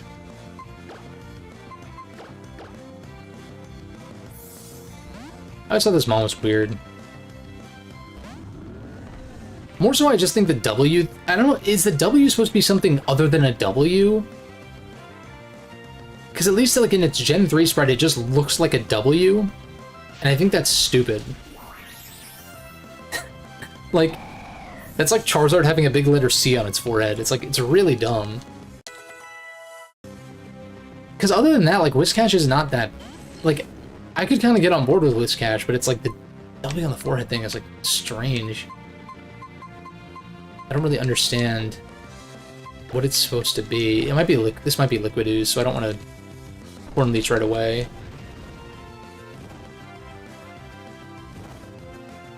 Well, yeah, that's the thing. Like, I'm that's why I'm very, regardless of how ZA turns out, I'm very curious to see the other Megas anyway. Like, see how they turn out, see how I like them.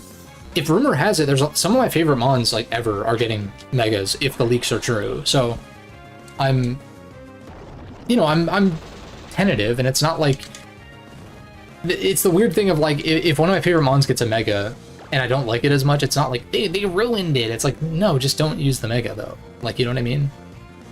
Like, you can still run regular. I'm not gonna say them on out loud. Those who know. Those who have watched my streams know my favorite mons and have seen the leaks will know. And I'm hopeful. I'm hopeful that it's cool. But it is kind of like... I do kind of view Mega Mons as like, they are kind of like their own thing. They are an extension of a regular Mon, but... A lot of the time... Like, well, not a lot of the time, but like sometimes... A good number of the time you're using them like differently. In a gameplay sense, you know? Because they have a changed typing or ability, or their stats swing in a certain direction, right? Like in Beedrill's case, it's like you're using Beedrill at all. You're using Beedrill at all. Whereas you weren't prior. And that thing is a beast. They subtracted stats from it because all Megas have 100 BST, like base stat total, higher than their base forms. It's not necessarily all additions, though. Beedrill literally has... It has 100... Mega Beedrill has 100 higher total stats. But they reduced some of its other stats to super min-max it. in attack and speed. And it looks fucking sick. It looks so sick. I'd love an excuse to use it. Sadly, the only game with access to reliable Mega Evolution in that way is this and XY, and I'm not playing XY. Also, I don't think XY had Mega Beedrill, did it? But it had to have been compatible with it after the fact, right? If you're gonna Wi-Fi battle? Or did you have to play on ORAS? Maybe you had to play on ORAS. Well, actually, I forget if... Is B an ORAS one? Regardless, for the ORAS Megas, did you have to play... I didn't play, like, online battles at all at this point.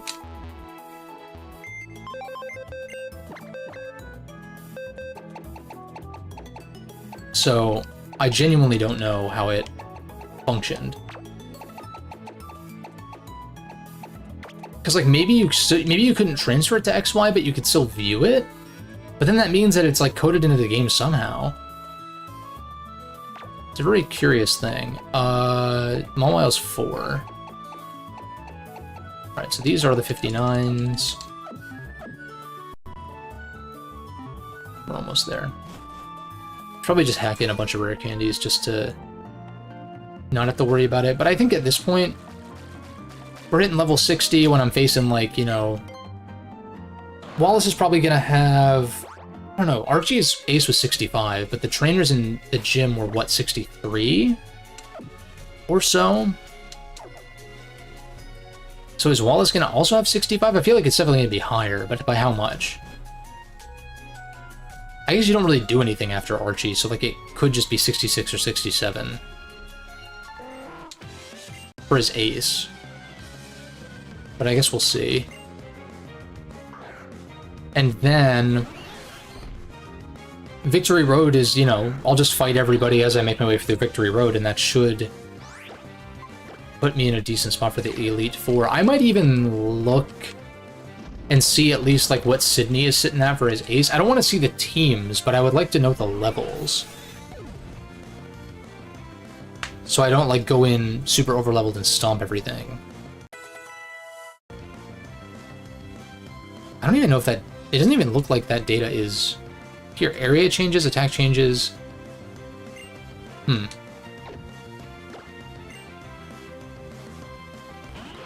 Isn't a shark. Evolution, gift encounter, static encounter changes. Oh, I think I think under area changes it shows Sydney spelled with an SID, I think, in this game. SIDN. He's got a 72 ace. Steven is a 79 ace. So... What, I want to be rolling in at like 70... At like 70? And then I'm like 9 levels below Steven? Or is that too low? 70? Do I roll up at 72? That's the tricky thing... Again, it's like I almost kind of wish these fights just like leveled you equally, so you could like fight on an even playing field and be more interesting that way, and not have to worry about being over leveled. And like, even then, it's like you either show, if you don't want to be super under leveled for Drake or Steven, then you're showing up over leveled for the first few. But then if you show up under leveled or on par for the first one, you're probably not quite. Well, maybe it would be good to be like 72 or something. Like, go into Sydney on par, but maybe... I don't know, I feel like 70 sounds better, though. Because we'll probably gain a few levels from fighting, other level 70s and such, I would imagine. And plus, their teams are probably EV trained, I would guess. Whereas mine are not. We have EVs, but they're just sporadic, and I'm not... Dude... If I went in on par with EVs, there would be no question of me beating these fights, which is why it's not fucking interesting. God damn it. In those circumstances, it could be. It could be. But it wouldn't be. Shit, even doing the Pokemon World Tournament, I was like kind of... it's a very cool, like, it's super cool. Love Black and White 2. It's my favorite mainline Pokemon game. By a long shot. Like, that's easily #1. There are others that I like, you know, close to it, but I mean, like, that is, like, kind of an unmoving #1 at this point. But the PWT, it's like, well, I figured, okay, they're EV trained. This is like a battle facility, so most battle facilities, you really want to be, like, EV trained and all that, because it can be brutal, especially in Emerald. But, for PWT, granted, there are other formats that I could have done after the fact, after I ended, but I was kind of like, you know, I imported my teams from, like, the other DS playthroughs, because I thought that would be cool, mix and match, bring them in. Unfortunately, it's 3v3s and not 6v6s, which is inherently kind of less interesting to me, but still cool to, like, fight the other previous gym leaders always. Like, it's sick. Conceptually, it's great. But I anticipated it being a multi-stream thing, and then I ended up, you know, with Speed Up eventually, getting through the tournaments that I wanted to get through in a single sitting. And so I was kind of like, I don't know, I was kind of like underwhelmed, but I think part of that is because it's 3v3, and 3v3 singles is just like,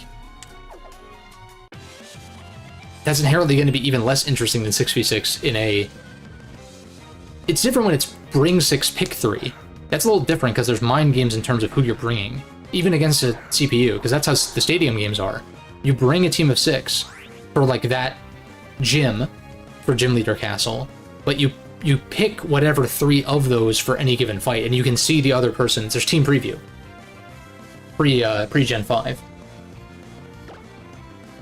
Because that was when, you know, the main games implemented team preview and all that, but it's more like, God, I probably should just play through Gym Leader Castle at some point. Particularly in Stadium 2, because I think you can, I don't know if I ever actually completed the Johto portion of that, because I was, like, young and bad at Pokemon.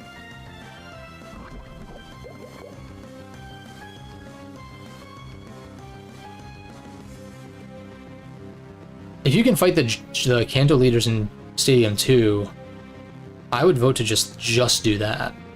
Yeah, you can, because it's Johto, and that was, like, the big thing at the time, was you go back to Kanto and it's all connected. That's fucking sick, actually. What? That's crazy, dude. That'd be kind of hype. There's also a... there's a subtle ROM hack for Stadium 2. I don't know if I should switch. There is a, like, subtle ROM hack to Stadium 2 that just changes the rental sets to be less shit. And considering the AI cheats, and I don't really want to import mons, but I like... Oh my god. I like that, like, having slightly more competitive sets for the rental mons, I think, would be kind of a good balance between the two. Between just, like, bringing exactly what I want to bring. So yeah, that could be cool, because I remember messing around with that. It's just N64 emulation, it's kind of poopy. So I was, like, kind of hoping that a decomp would happen. Which it probably is being worked on. There's a lot of decomps in production right now. Like, I know Star Fox 64 just wrapped up a few months ago, and I played through that decomp, and that was pretty cool. Not a huge Star Fox fan, but 64 is fun.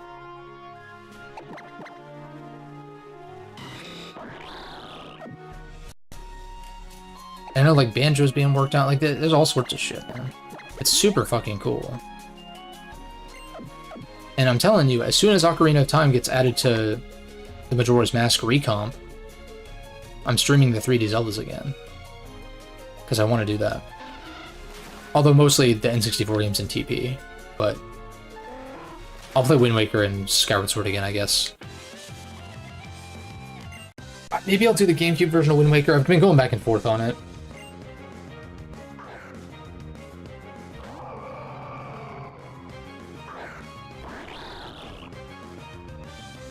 I feel like I would end up hating hating that Triforce Quest. Like, I already don't like it in HD.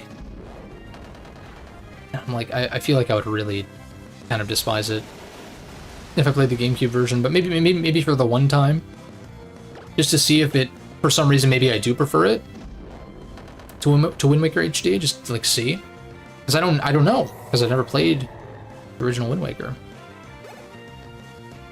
It's one of those GameCube games I missed out on despite having one at the time. Although I guess Wind Waker had already been out by the time I got my GameCube in Christmas of 04. Yeah, I got it kind of late. I think it was 04 at least. Yeah, because I think I got my GBA Christmas of 03, GameCube Christmas of 04, DS Christmas of 05? Because I always forget the DS came out in 04. I got it the next year. Wii I didn't get until Christmas of 07. And then, of course, like, the 3DS launched in March of 2011.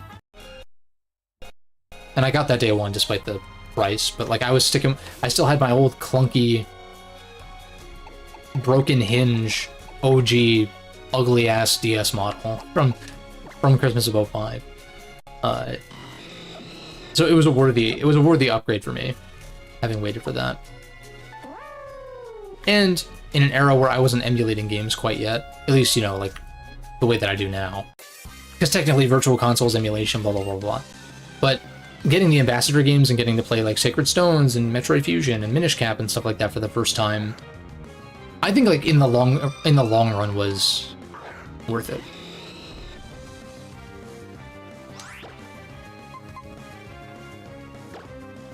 In the long run. Also, I think I can just intentionally lose this, right? So that I don't end up, like, much higher level than the rest of my team in the box. The box, the box! Little Simpsons reference.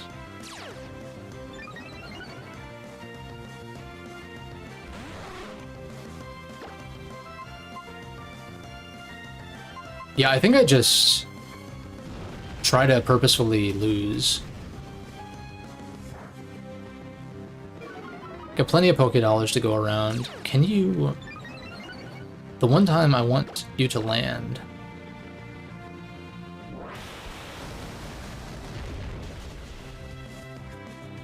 Bum, bum, bum, bum, bum, bum, bum, bum, bum. How much does Sneak do?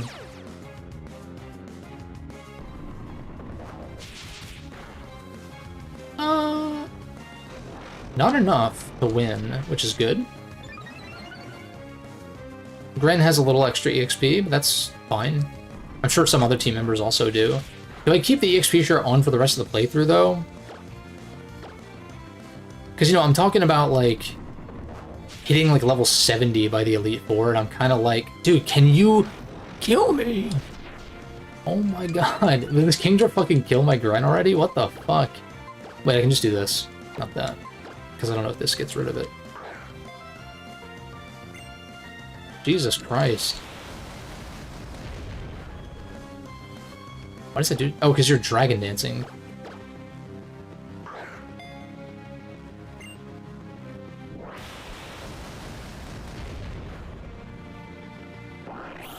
What was I saying? I don't know. Oh yeah, if I want to hit, like... Oh, my fucking mouse is about to die. Can I reach the cord from here? We just spam recover while we try to die here. Okay, got the cable. I can reach a USB port on my PC. This. Oh, I have to... Oh, I have the ring light plugged in. Oh.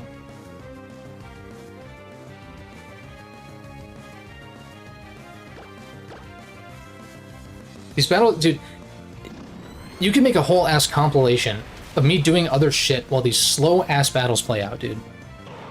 Oh my god.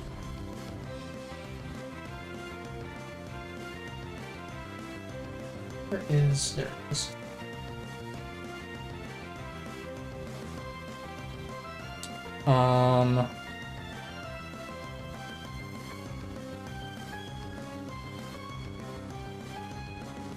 This... Should be fine. Just have to be careful of the monitor because it's in a bit of a precarious spot. I thread this over here. Okay, yeah, that'll work. Bingo. Going wireless on my mouse was like a great idea though. It's super nice. This thing charges up pretty fast too.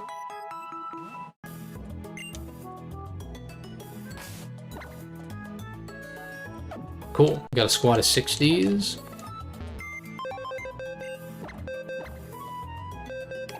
Get that all-day happy hour. Or is that 65?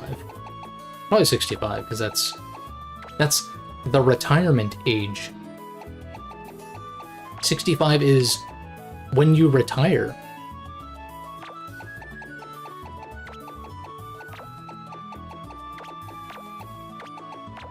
But yeah.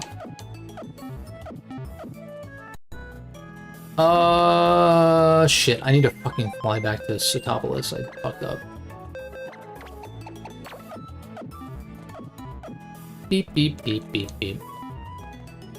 Dude, I just want Ninja Gaiden Ragebound to let me buy it already, because I am playing that day one. I would like to pre-install it. Or at least, you know, when it's ready to pre-install.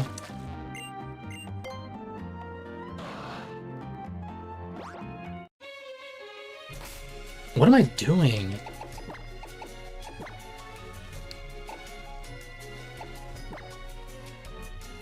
Yeah,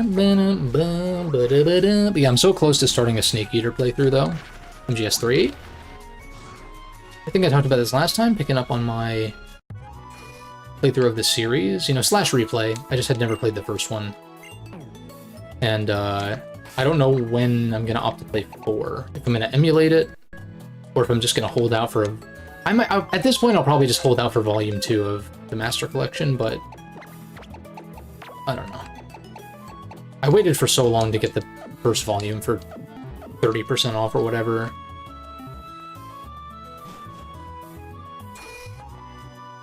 And I mean, they're all great games. You know, debatably not the best way to play them just because you can emulate them and get pretty much the same kind of things going for them, but I kind of like owning them in an official capacity. Oh, but you're paying for a license. It's like, okay, if they revoke that, then yes, I will go back to emulating them, I guess, but I like having them in my Steam library, you know? And also, to an extent, like, supporting the proliferation of great games. Then again, if it's a bad port job or remaster, then, like, that's a different story, you know? Like, I've talked about it with Nocturne, and you'll hear me talk about it a little bit more in the Rido video, but Nocturne, great game. Great game. The more I think back on it, the more I like it. Although, maybe when I replay it, I'll feel differently, but who knows. Great game, though. Baseline, right? Not a great remaster. Overpriced for what it is. But it's a great game. So it's like, okay, you just get it on sale. It's kind of simple. Is it not simple? It's pretty simple. But then again, I play on PC, where sales are very frequent. On all, from everybody. But I would imagine, like, the thing with Switch, I haven't, like, played directly on Switch in a while. But, well, the thing is, like, I wouldn't really buy many third parties on there to begin with, so I didn't really pay attention to when they would go on sale. But I feel like they probably go for, maybe not quite as cheap, but it's mostly the first party stuff that's the issue, right? I think. What is he gonna lead? That's the question. If he leads Whisk, doesn't he lead Whiskash normally? In which case Dompe, but Dompe could also be a good switch-in.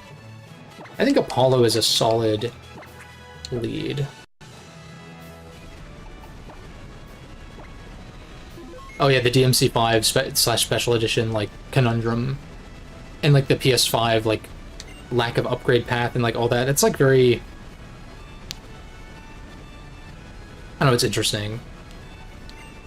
Even before I primarily played on PC, like, when I had a Steam account since, like, 2013, but, like, I own Skyrim, and so, like, I got the Special Edition for free, like, that upgrade to it. Like, I've never paid for Skyrim full price, I don't think.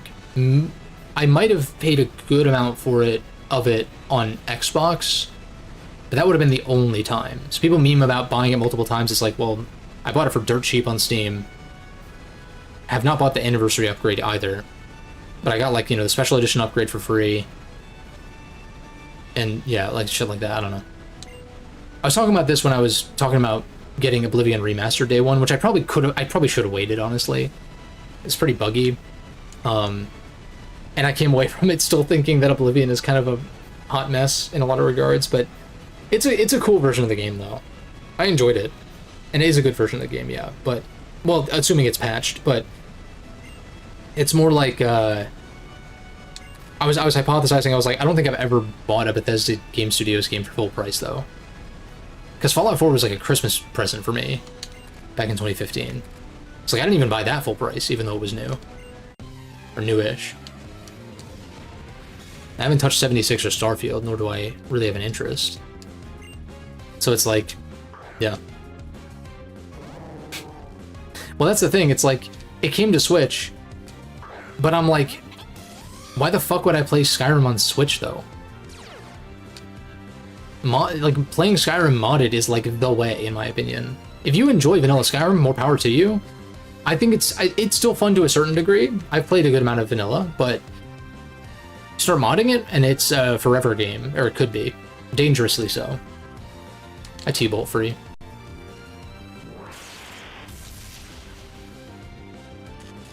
But we get the Para's amazing. And we dodge. We dodge. We get out of dodge with the dodge. Respectacles. He's going to burn his full restore for no reason, which is why I still continue to question why the fuck they use healing items in these battles when they're supposed to be, like, exhibitions or whatever. It's really stupid. It's going to continue to piss me off until a ROM hacker can figure out a way to, like, implement one of the several ways I've outlined as to how to fix and make gym battles, like, more representative of what they actually are, and also by virtue of that, more interesting, in my opinion. But yeah, what does this go for? A grass move? Dombe seems free unless he goes for Ice Beam. So maybe Langolier is like a mid-ground? I don't want to go hard Strike, because I could maybe use it later. The other option is to just stay in and click T-Bolt once more. But this thing has good Spit F. But I'm also, like, kind of down to see what it does. Yeah, because I had a feeling that was very much an option, and it's like, dude, okay, at least it learned to a certain extent, where it's like, okay, because yeah, Heliolisk isn't guaranteed to be dry skin. If I had like a water absorb mon or a storm drain mon or something that just has a single ability, I guess Vaporeon would be the one, because like Gastrodon has Sticky Hold and Storm Drain. I think I 1v1 this by just spamming T-Bolt, right? Goes for Ice Beam.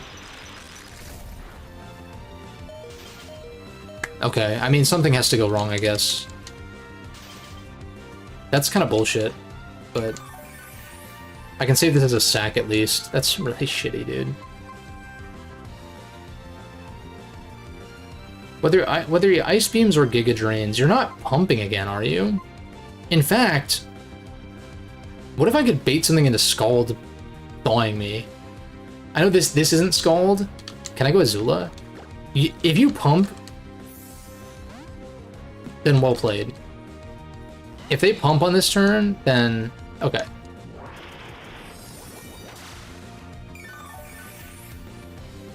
Because I'm like, I don't even need to use healing items, because I can just go Heliolisk on an obvious pump here. I do like how he dances slower. You can't always even tell that the animations are slower when they're at low health, because there's non-existent animations on most of these mons. The rain stopped! Right, because this is... Yeah, okay, I saw Politoed set rain and I got... PTSD vicariously through Gen 5 competitive players. Because typically these days you see Pelly, but yeah, I guess in Gen 6, Pelly did not have Drizzle just yet, but weather was nerfed. So now you're not Swift Swim boosted. So now I can pivot into Blaze again. Oh, okay, that makes sense. That does make sense, indeed. I don't think, yeah. I'm just gonna go back to Apollo, get back to full.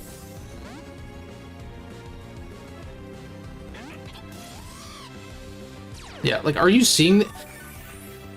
I feel like it's especially bad in this game for some reason, even with the ROM hack. It is, like, the enemy AI is so dog shit. Like, this feels especially bad, right? Are there coding limitations and the AI in Gen 6 is just like this shit? Compared to what you at least could do and edit with the previous gens? Because, oh my god. No, I guess this thing doesn't really have a great mid-ground because it's like... Blaze can resist both of its coverage options. But still, knowing I have a water immunity in the back, it should almost never be going for Hydro Pump in that case. But whatever. This is kind of a unique... I guess it's kind of a unique case, sort of. You're going for Ice Beam or Giga Drain. I cannot risk... I can go into this and then just Sucker Punch now that Heliolisk is back at full. And I can ideally bait something to use Scald if it has it later. But at this point, they probably all just have Pump. So... I can try to Thaw with Helio, I suppose. Yeah, I just Sucker Punch, because Giga Drain is nullified by Life Orb. A Sucker... Da-da-da, punch in the face.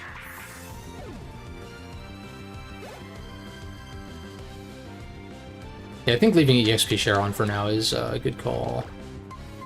I play rough, because you are probably... Okay, you're pumping. Rut-row. Yeah, I'm like, I super died to that. Well... yeah. Seems basically, oops. Oops, all Rain Sweepers. Oops, all Rain Sweepers. Are you gonna Ice Beam me? I hope you don't. I hope you, Outrage. Or Draco. Click Dragon move here.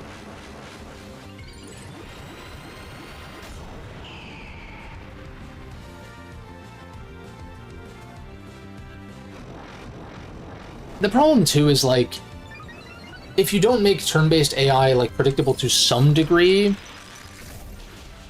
you could end up with the opposite problem of it being, like, too bullshit, you know? I hope Strength kills. This is 130 power with, you know, factoring in Pixel 8, yeah, and we're +1. Yeah, easy. I should not have questioned it. Kingdra I like a lot as a Mon. Its stats are kind of bad, though. It's like Jack of all trades, master of none sort of deal. Starmie's pretty fast, base 115. 5 levels higher. I think you probably still outspeed me.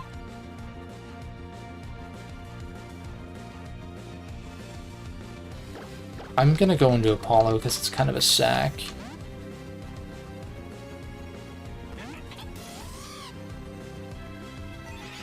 Psychic. And Mawile also got knocked out, which is my only Psychic resist, right? No, I've got Gran. I think I just sack this, though, unfortunately. Because it's frozen. I mean, I could use one of my patented 2 healing items to match Wallace on it. That's true. Are you T-Bolt? Should I sneak? No, I'm fat. Base speed is faster. But it's 5 levels higher. What's like... I'm just curious about the calc.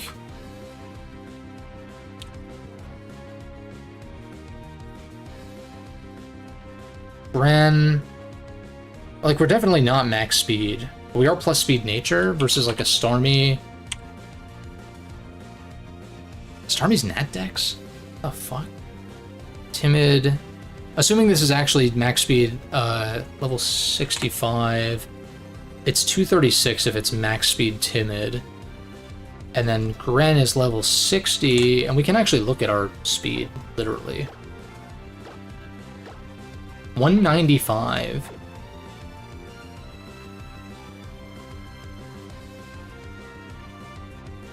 So I've got the equivalent of about 56 speed EVs, 56 speed EVs.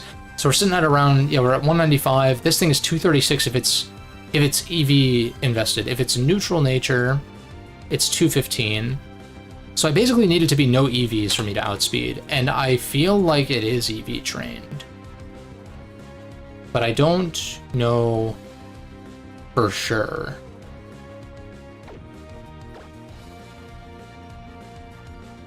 Granted, it went for Ice Beam, so I'm like, what's your set?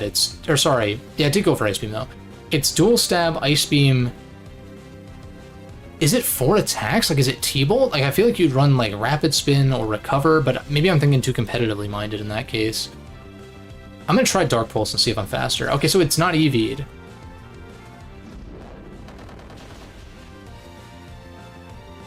It's Thunder. Not even Thunderbolts, but we should probably live this, and we get parried, of course, but I can sneak. But are you gonna full restore again? I hate this. I hate the mind games of the potions. I hate the fucking mind games of the potions, dude. It's so bad. It's so fucking bad.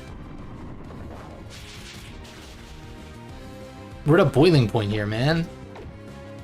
Oh my god. This exact interaction has happened so many times where I get like status or something.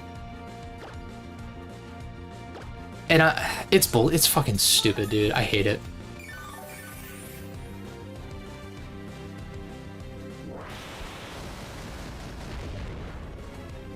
Of course it kills. Of course it does. Of course! Of course it does! Fuck this bullshit ass fucking bullshit, man. I'm trying. I'm really trying.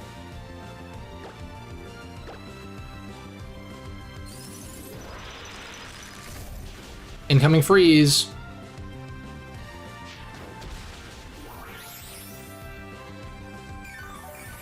I don't think the crit mattered at all.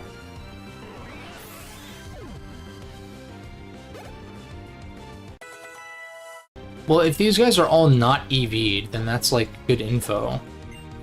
I kind of figured they would be.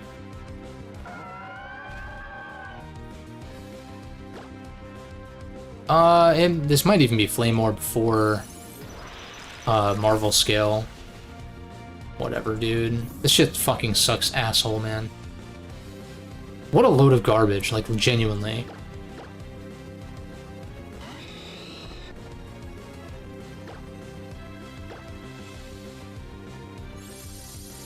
I don't mind mind games, but it's like when it's a fucking potion and you're just full. It's so stupid. I hate it.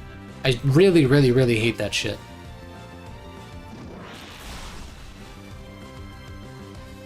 Deserved.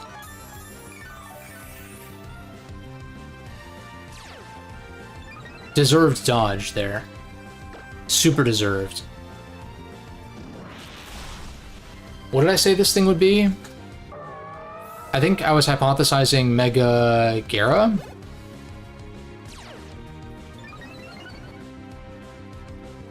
Oh, it's Pert. It's Pert, and I don't have Dompe, which is a problem.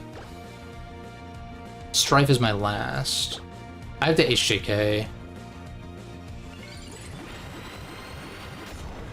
Why did they not give it Mega Gara though? Because like May uses this if you pick Blaziken. So it's a little strange for them to both have the same thing.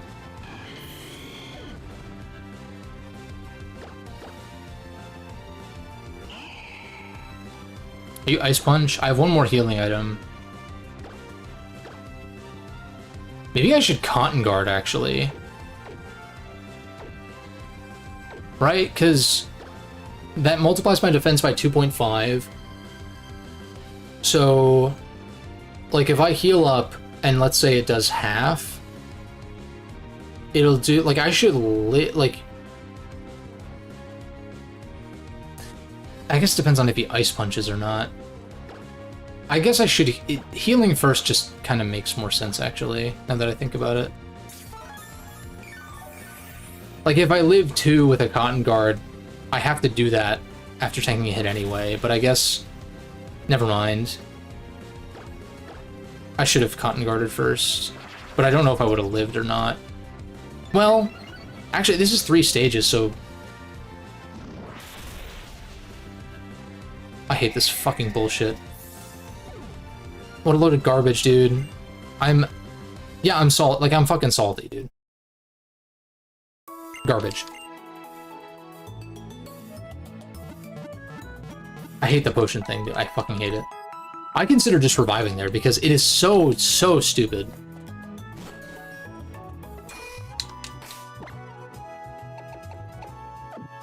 Whatever. Maybe I won't get fucking frozen and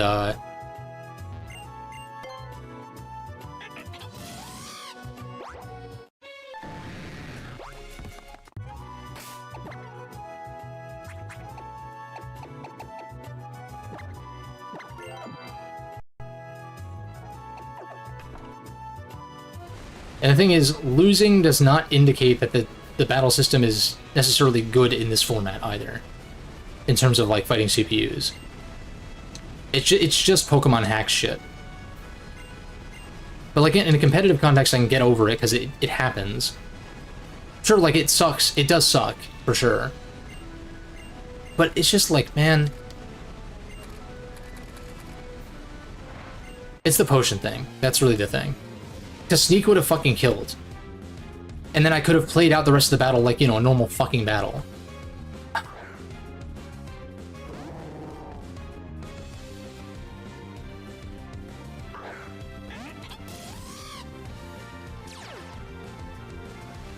Maybe we'll get the high roll and just one-shot this thing.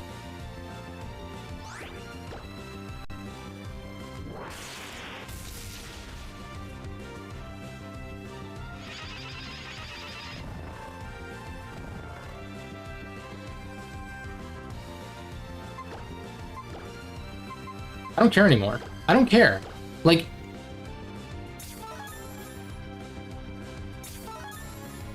It's like...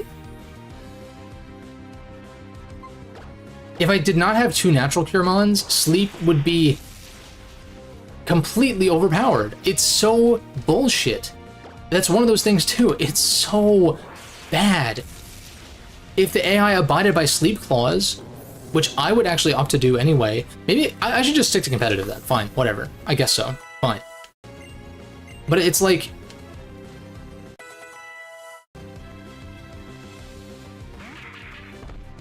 It's so broken. Sleep is so fucking broken. I hate it.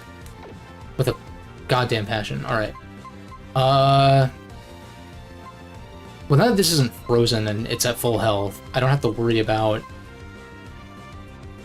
What do I do? I feel like I do just kind of spam... Or at least, like, use T-Bolt, like, once or twice.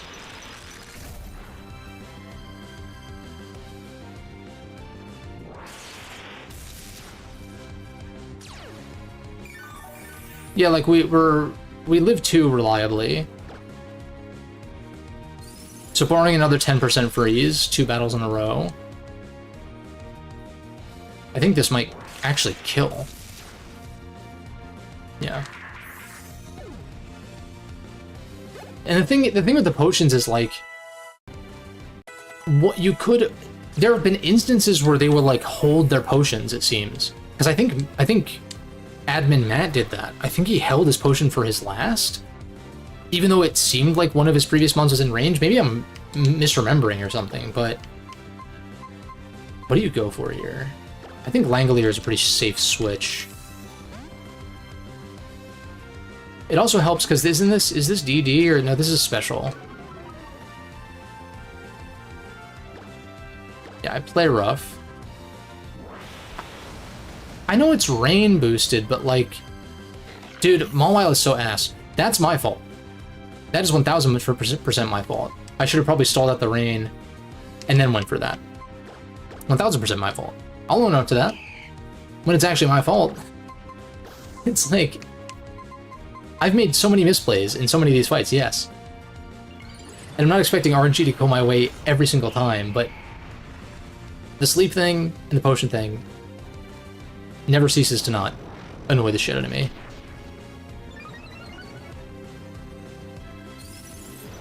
Alright, they went for a mid-ground play. We know this kills, because it did last time. Rain's not up, so I'm in a pretty good spot, even though Mawile died. With an AV. I mean, Mawile's Spadef isn't really that good, so that was a bad play on my part. I should have switched Heliolisk once. I feel like I outspeed this, but I don't kill. Are you gonna Psychic? I get Uzumaki is like kind of the play. There's no way they Thunder here. That makes 0 sense. Yeah, okay.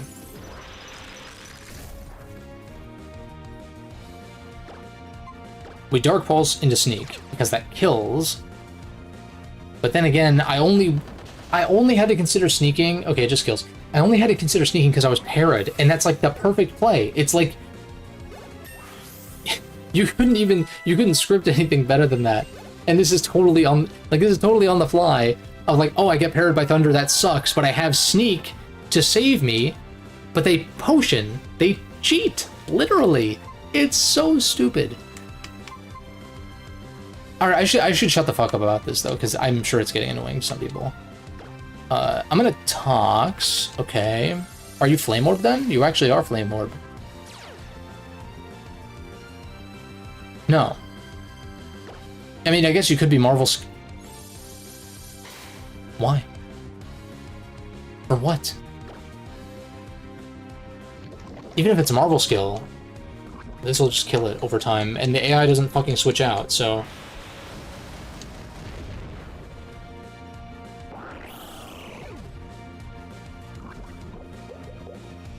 In fact, I probably should have just pivoted Helio. Although what I can do...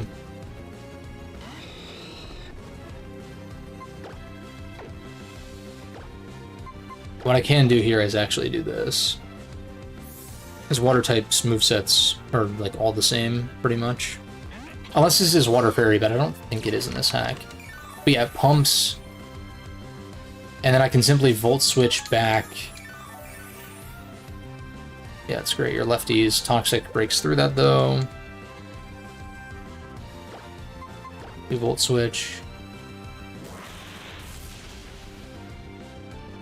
Like, to me, the thing that's fun, or like, something that I appreciate a lot about certain JRPGs, is when you are on an even playing field with your opponent. Like, maybe not level-wise, maybe not statistically, but in terms of what you can do. Right, like the possibilities. Not that you have access to every move at all times and stuff like that, but I just mean like there's a consistency there, right? In that part of it, and then the RNG comes in with like the 10% para and like mischance and like those types of things bring in RNG and bring in variance to make it not predictable, right? Because you don't want it to be completely predictable. Are you fucking serious?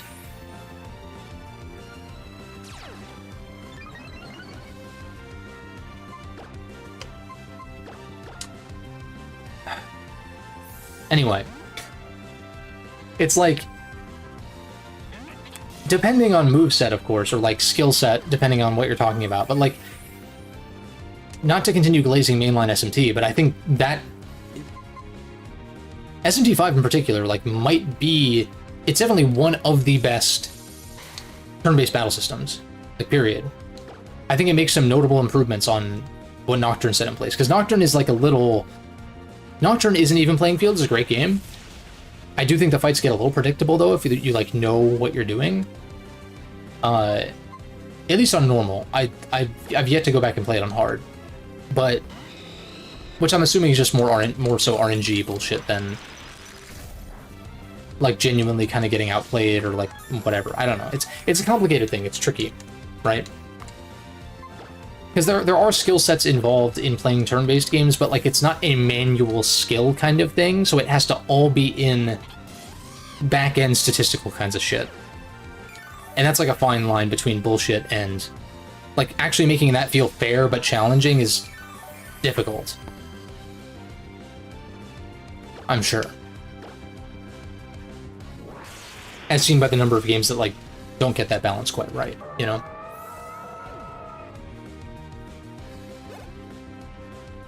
And like this battle system would be an even playing field if it weren't so prediction reliant. Or not even prediction, because like when you're playing comp, like predictions. Yeah, I've watched BKC, all right. No, but like predictions can be useful in certain cases, but if you rely on predictions, you're gonna end up misplaying quite a bit. But it's like, you know, like it's more so meta knowledge, knowing your options, and like there are prediction elements, like, you know, pre-team preview gens. It's like predicting what they have in the back based on their current team comp. That was probably dumb of me. Well, then again, I kind of had to quick claw proc to even beat this.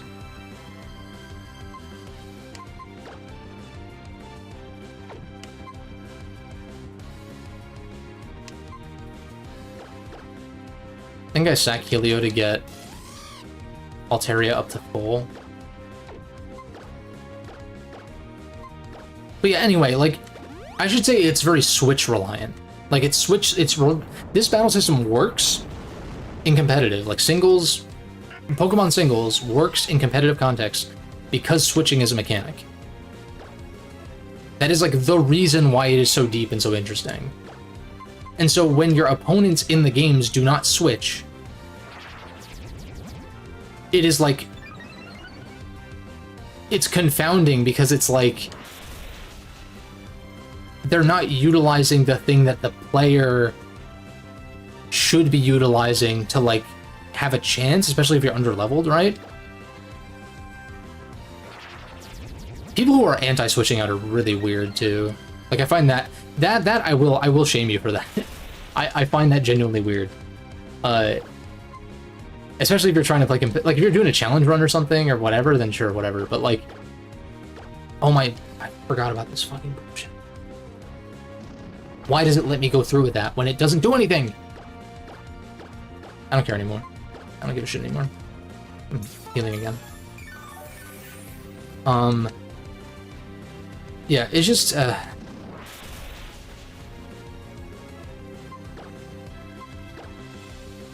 let's see how much strength does to this. Quite a bit. You think 1 DD will be enough?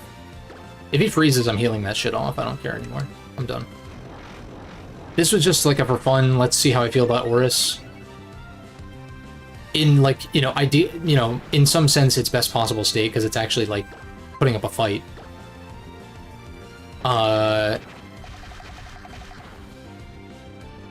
And yeah, I've kind of come to the conclusion that who knows the next time I'll come back to this.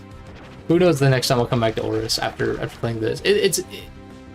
It's good to reevaluate things every once in a while, yes, but like I just don't like this game enough to like warrant playing it again, at least for like a long while. But then again, it's like maybe ever, like I don't know. It's hard to say, it's hard to definitively say that, but it's a matter of like you can only literally play one Pokemon game at any given time. Yes, there are people who have done like multiple instances for like fucking like Point Crow streams and shit like that. That's cool. That is cool. Not shaming that. It's more just like, generally speaking, you're playing one Pokemon game at a time. And if I'm picking a Pokemon game to play, this is not like near the top of that list. I didn't come into this thinking that either, but if that is you, then more power to you. I'm like really not like, again, this is not an indictment on anyone's taste except for my own. And I wouldn't even say indictment is the right word, but it's more just like, it's representative of my taste alone because I'm the one saying it. So like, it's just weird internet discourse, parasocial bullshit out there. I haven't really experienced that much. Most of y'all are pretty cool and chill and normal in my experience, but I've seen it elsewhere on other channels. Plenty. Where it's like, God forbid someone have a different opinion from you. It's like, no, let's just all glob onto the consensus and be the fucking law ending of Strange Journey, dude. And just have it like no one has an individual identity. Let's just all... It's just like, what do you want out of life, man? For folks who are like... I'm getting way too philosophical on this. for folks who are like, yeah, if it's a bad faith argument or you feel like it's, yeah, sure, but then like, I don't know, yelling and screaming and threatening and like all these like hateful things about it is not going to get you anywhere though. I guess it makes them feel better about whatever else is going on, but like, it's just like, what the fuck?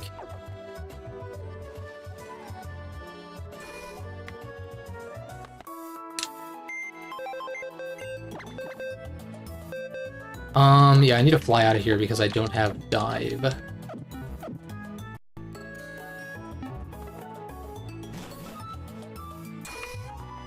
trying to think.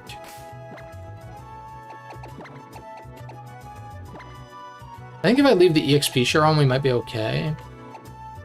I have to go here so I can pull Heliolisk back out. I'm just wondering, like, should I battle trainers on the way to Victory Road? Is that gonna be too much? The EXP share in this game is very powerful, so I'm kind of like, I guess worst case I just turn it off if I feel like I'm gonna be higher than around 70 or 72 across the board. Going into the Elite Four, that is.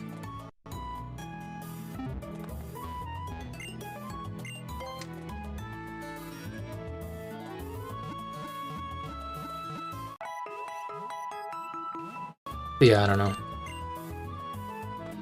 Then again, as I've gone into before, there is like an abundance of people out there who like are just saying shit for the sake of clicks and stuff like that. And it's like, even if you're being genuine, like I think there is a balance to be had in terms of like getting people to actually pay attention though. Just because it's so saturated, right?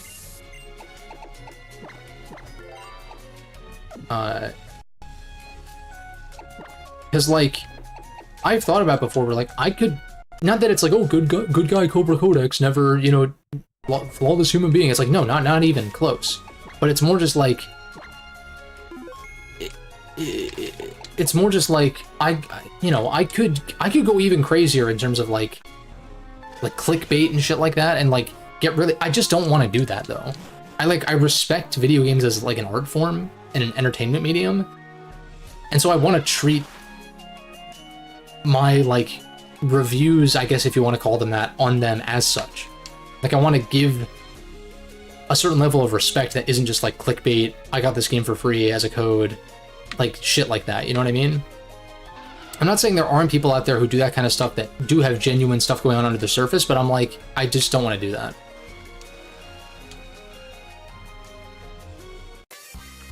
I try to do it as like little as possible while still trying to make my videos interesting, and then my last video tanked super fucking hard, but I don't blame people because who gives a shit about episode I gets that shit kind of...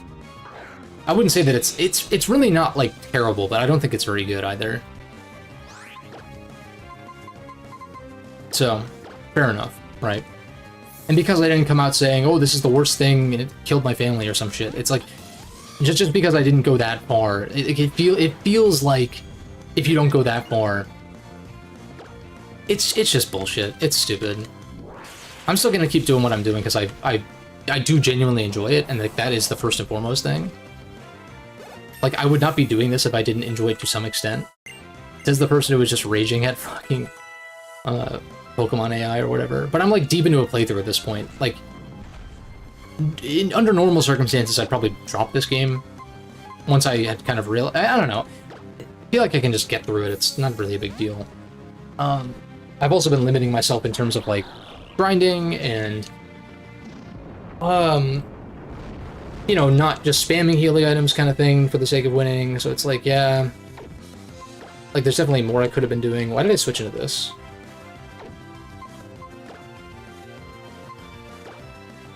Okay, I'll just do this, I guess, see how much it does.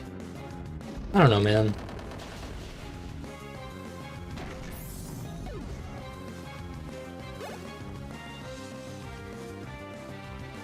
I guess, like, there's a reason why I made this my stream game. Because it's not really a game that I wanted to play off-stream, but also, like, I don't know, I don't really play Pokemon off-stream, like, play through Pokemon playthroughs off-stream, really. Like, Emerald Rogue, yeah, I'll mess around with, do some runs there. That's, like, way more interesting, though. in a lot of ways. Are you fighting type in this act?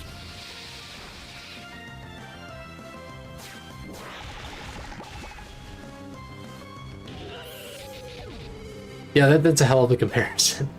But no, I know. I try to be, like, self-aware and, like, you know, acknowledge when, you know, maybe I make a mistake or I, like, lose my temper or, like, whatever, right?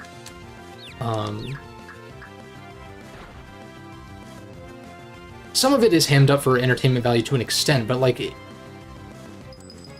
it's more just like, I don't know, I've been streaming for so long at this point, it's like, look at that, another 10% freeze in the same fucking stream, dude.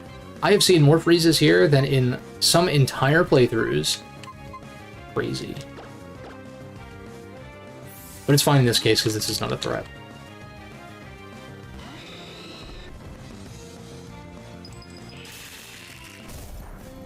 But yeah, I don't know. I mean, I tend to be more brash on stream just because it's like I said, it's literally stream of consciousness, like, kind of discussion. It's not really, like, sometimes it's well thought out, but, like, it's not as well thought out as, like, a video that you are potentially scripting or taking notes on, then recording, and then editing down.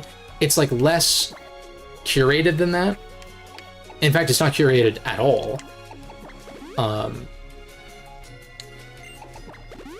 Right? Like, I will trim the ins and outs of my streams. And I'll trim, like, you know, if I go to the bathroom or something like that, like a bathroom break, I'll try to trim that out if I remember. But these are, like, just kind of my genuine, like, the thing is, too, is, like, these are in-the-moment, knee-jerk kind of reactions to things, too, as opposed, which is why I don't really which is why I don't think you should take those seriously for most people, honestly. Like, yes, if they're trying to convey a greater point, then sure, but, like, in terms of, like, reaction streams to, like, a Nintendo Direct or, like, some kind of presentation, it's like, for one, are people genuinely, like, screaming at their monitor over some of these things? Or, like, every single announcement or whatever? There's been very, very few, like, because the thing is, nothing is a surprise these days, because everything gets fucking leaked ahead of time. But even then, like, you know, when Bonanza was, like, announced or something, it's like, it's like, yeah, it's awesome that, like, it looks great, first of all. It looks like a great game. And it's awesome that it's, you know, first new 3D Donkey Kong in, like, 25 years or whatever. And, you know, first Donkey Kong game since 2014 with Tropical Freeze, blah, blah, blah. Stuff like that. But, like, I'm not, like, sitting there, like fucking wojacking and shit. Like, fucking, like, you know, like, pogging and shit, like, about, most game announcements, you know what I mean? Like, Metroid Dread was that for me, where I was like, oh shit. Like, I was actually, like, that's probably the closest I got to, like, genuinely popping off for an announcement. But that's because, you know, it's Metroid, which we don't get very often. And it's also Dread, which was, like, the mystical, like, DS Metroid game that got canceled that we never got, kind of thing. So it's, like, a number of different factors. Like, when they showed that it was Dread, I was like, oh shit. It's an awesome game. I thought it looked awesome from the get-go, too. You know?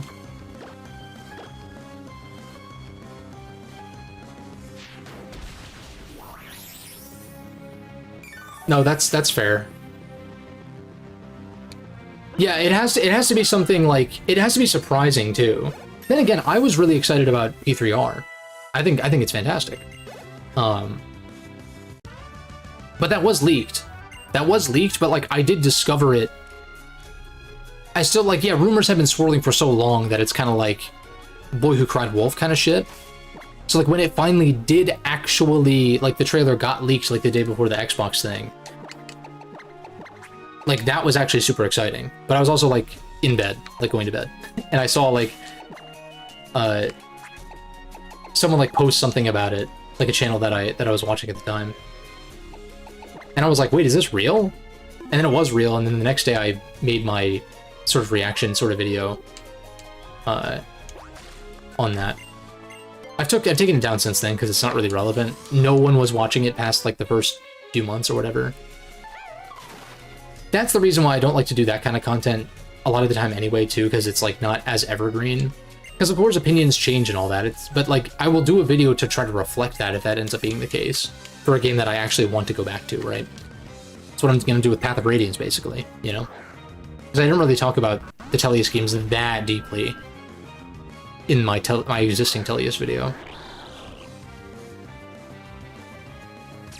No, Ninja Gaiden 4 was cool. Like I'm not like a huge Ninja Gaiden guy, but like I know. Like that can be the thing too, is like I would agree, Ninja Gaiden 4 and Marvel Tokon, I'm excited for the people who are excited about that. I'm not like super hyped for, I mean, I'll keep my eye on Ninja Gaiden 4, I hope it's good and all that, but it's those aren't like the sort of obvious day one buys kind of thing for me, you know. In fact, a lot of my like guaranteed day one buys, I don't play a ton of indies, but like they tend to be smaller projects, like with Ninja Gaiden Ragebound and like Shinobi and Mina the Hollower finally.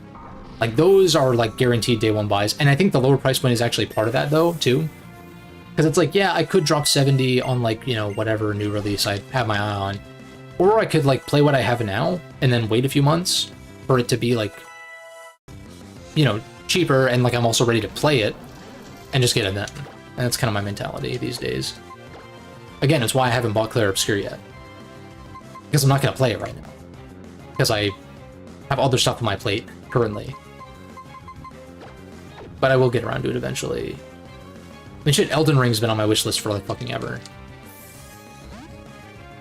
Well, okay, then again, that's maybe a little more recent of a consideration, because I didn't really like play a Souls game that I thoroughly enjoyed until I thoroughly played through Dark Souls 3 last summer. And yeah, there were frustrations and stuff, but like I overall really enjoyed my time with it.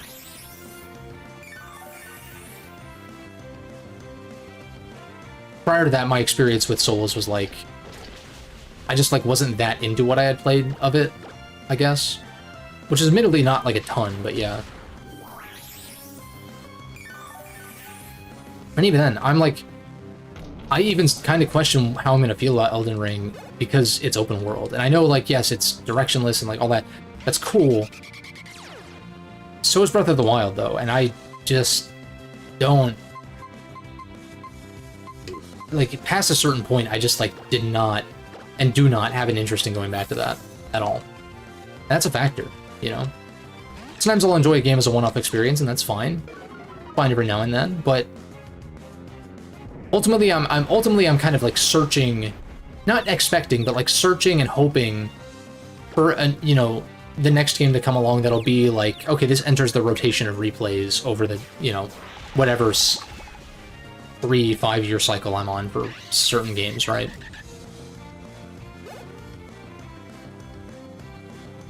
It's the same sentiment of like, I could play, if new games stopped releasing, like I would be fine for a while.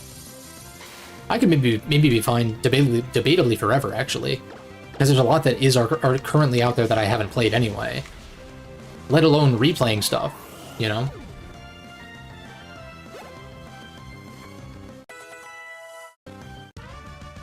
Yeah, I'm hoping that the Game Awards has some big announcements. That would be cool. But that's a good number of months away at this point.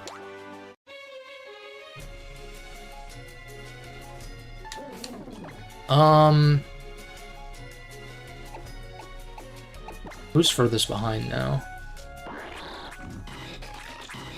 Still Gran. Did I want to make any moveset changes before Victory Road? I think we're okay. I'd thought about... Like, I probably want to put Crunch back on this for Phoebe. Why is this thing spit F so bad even with AV? It's like really unfortunate. Then again, that was like rain boosted Kingdra, so like, yeah, it was a stab move in the rain. But it's still like, man, can you live like something? I feel like T-Fang for the bosses going forward is not going to be that useful. I guess for, like, Wall Rain specifically. But I also have Apollo. I can Volt Switch around. I have HJK on this. You know, like, I've got answers. I've got things to hit Wall Rain with.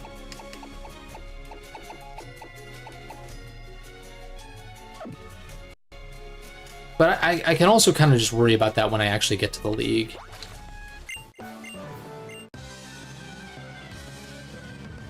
Bum, bum, ba-dum, bum.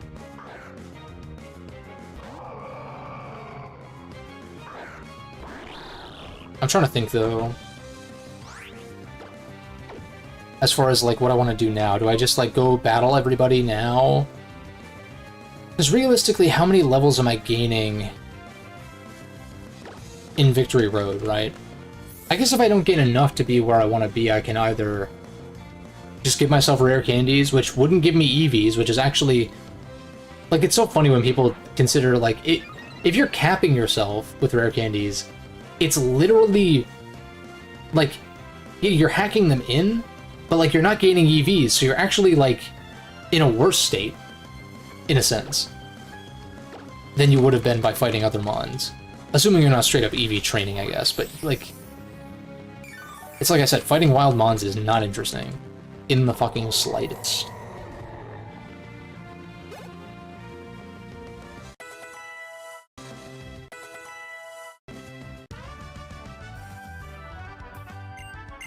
No, that's fair. Yeah, Visions of Mana. Yeah, a new Mana game, like, coming out. And stuff like that, yeah. Raido Remastered was cool. Cool announcement. Like, you know, kind of spontaneous, like, what the fuck? If that had been Digital Devil Saga, I would have probably freaked out. Because, you know, as much as I talk about Persona 3, like, I've only played the DDS games once, each. Because, you know, it's a duology, it's one story. You play them both for the full experience. But,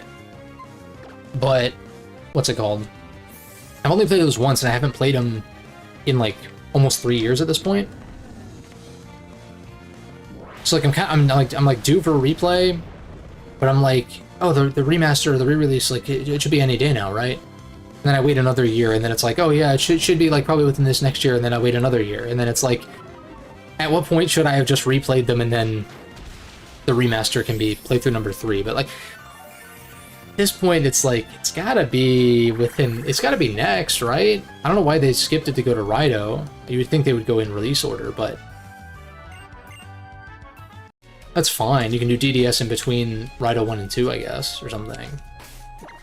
Maybe they're doing more to the DDS than we expect. Like, I don't want to get my hopes up. I don't need anything.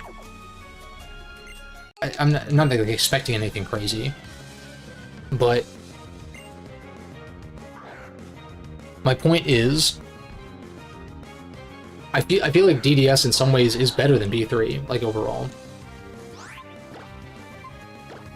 Like, actually, it's like it's between the DDS duology and P3 for, like, my favorite Mega 10 thing, you know. And then I like some of the mainline titles too quite a bit, but they're not, like, quite. I've talked about it before in terms of, like in that Yakuza discussion, I talked about, like, how I was enjoying each of the games, yeah, to certain degrees, for the most part, but I was kind of, like, waiting for, like, you know, where's, like, the one, right? Like, where is, like, that game in the series where, like, this is, like, easily my favorite kind of thing? Like, I was waiting for that one for so long, and then 5 ended up being that, Yakuza 5. Only within the context, of course, of having played the previous ones. Don't go and play Yakuza 5 on its own because I say that it's my favorite, because you will...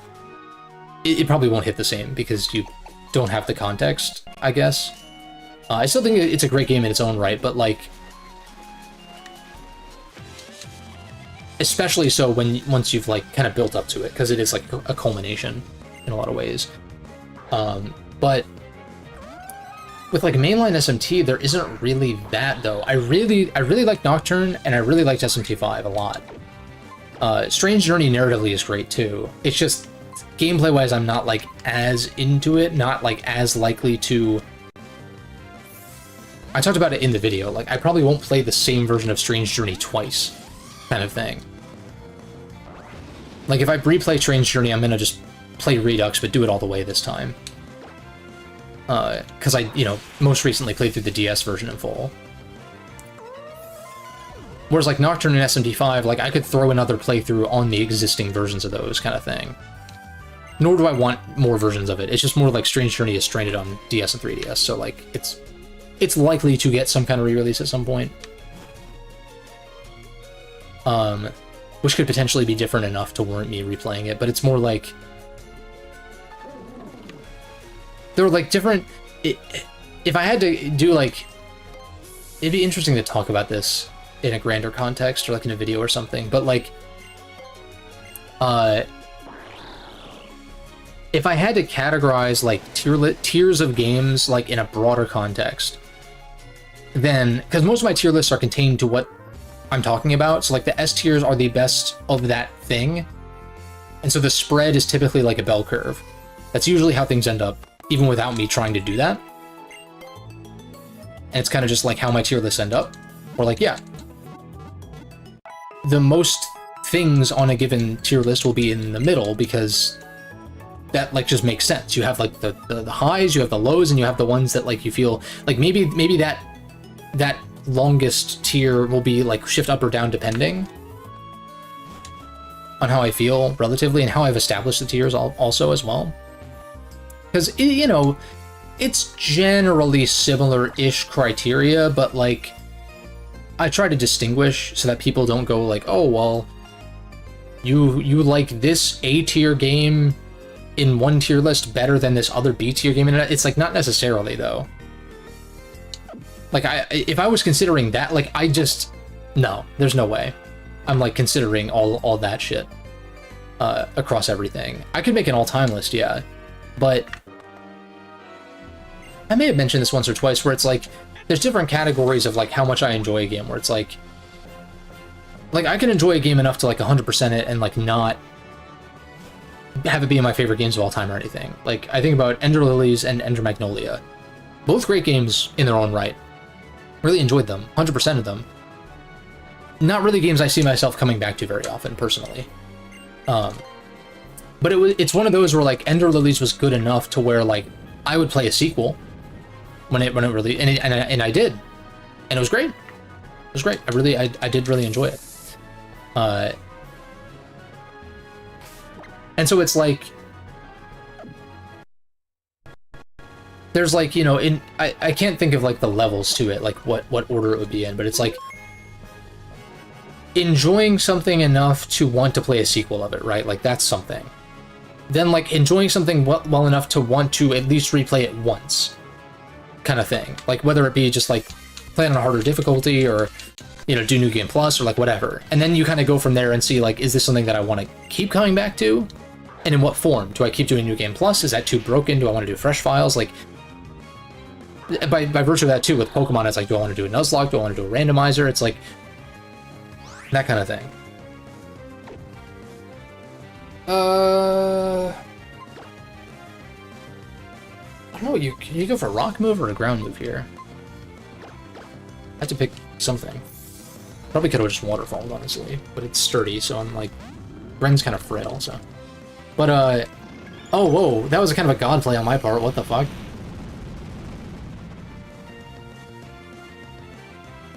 Nobody expects the turn 1 explosion. Pump. I'll have to relearn this. I think I do want this for E4. Although then again, I don't know, Scald is pretty nice though. For that burn chance. I mean, I do have Willow on Trev, but...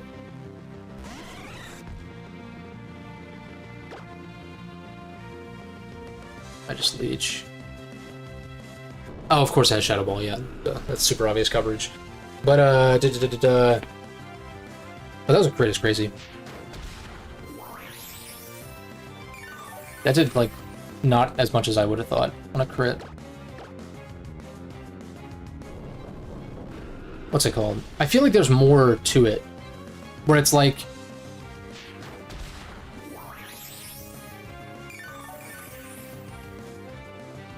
Like, I think particularly with indie games, because they tend to be... Because, you know, like, indies tend to not do, like, the long-running series kind of thing, necessarily. Like, maybe they'll do a couple sequels in one series, but then they usually pivot over to, like, something else. Case in point, like, Shovel Knight into, like, Mina, right? But it's like, Shovel Knight I enjoyed so much.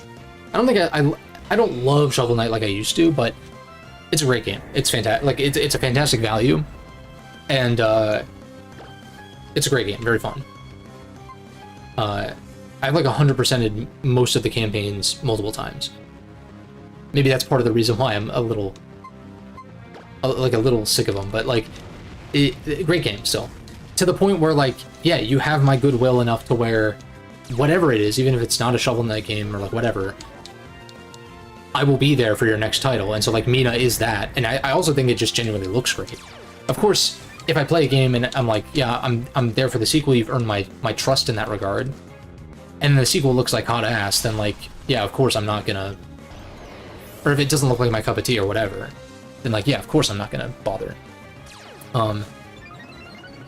Like, I loved The Messenger, and then Sea of Stars was fun. I mean, I 100%ed it at least prior to the update, which added more achievements and stuff, but I, like, got all the treasure chests, and, like, I enjoyed it fine, but it was actually something that kind of, like, lost goodwill from that studio for me, to the point where I'm, like, not really interested in going back to it. Unless they did some major rewrites to it, but I kind of doubt it. Or made the characters, like, interesting in the slightest. Which they're kind of not. But, like, still like a decently fun time, though. Like, I did enjoy it fine. But, only so much, right? And so it's like, if they really are, like, not to pick on them, but it's more just like, if that studio is sticking with RPGs, it's like, well, sure, it'll likely be an improvement, but because everyone's gassing up Sea of Stars as being, like, the greatest thing ever, are they going to make the improvements for folks who were disappointed by certain aspects? Unclear, right? I mean, I'm sure they see that and they'll probably take the feedback to heart, but maybe they don't because there's so many people pushing back on the fact and, like, claiming that it's, like, perfect and it's, like, amazing and greatest thing in the genre and blah, blah, blah. And it's like, well, it's good. It's very pretty, too. But, yeah, I don't know. It's just, like, not that to me, though. But again, more power to you if you feel that way. It's not a slight on you at all. That sounded sarcastic. No, I genuinely mean, like, it's... Yeah, enjoy it. Yeah. Oh, shit. Victory Road Trainers can have mechas? It's kind of sick. Got the No Guard Hurricanes. Oh, God.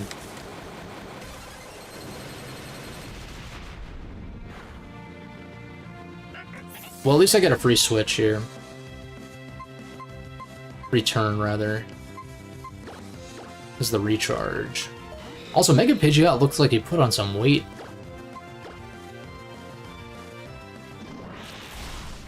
Got a little chubby there, buddy. No shame, I guess, but I'm like... I don't think it looks as... I think maybe it's because it's doing the T-pose thing that a lot of the Flying Mons do in Gen 6 and on.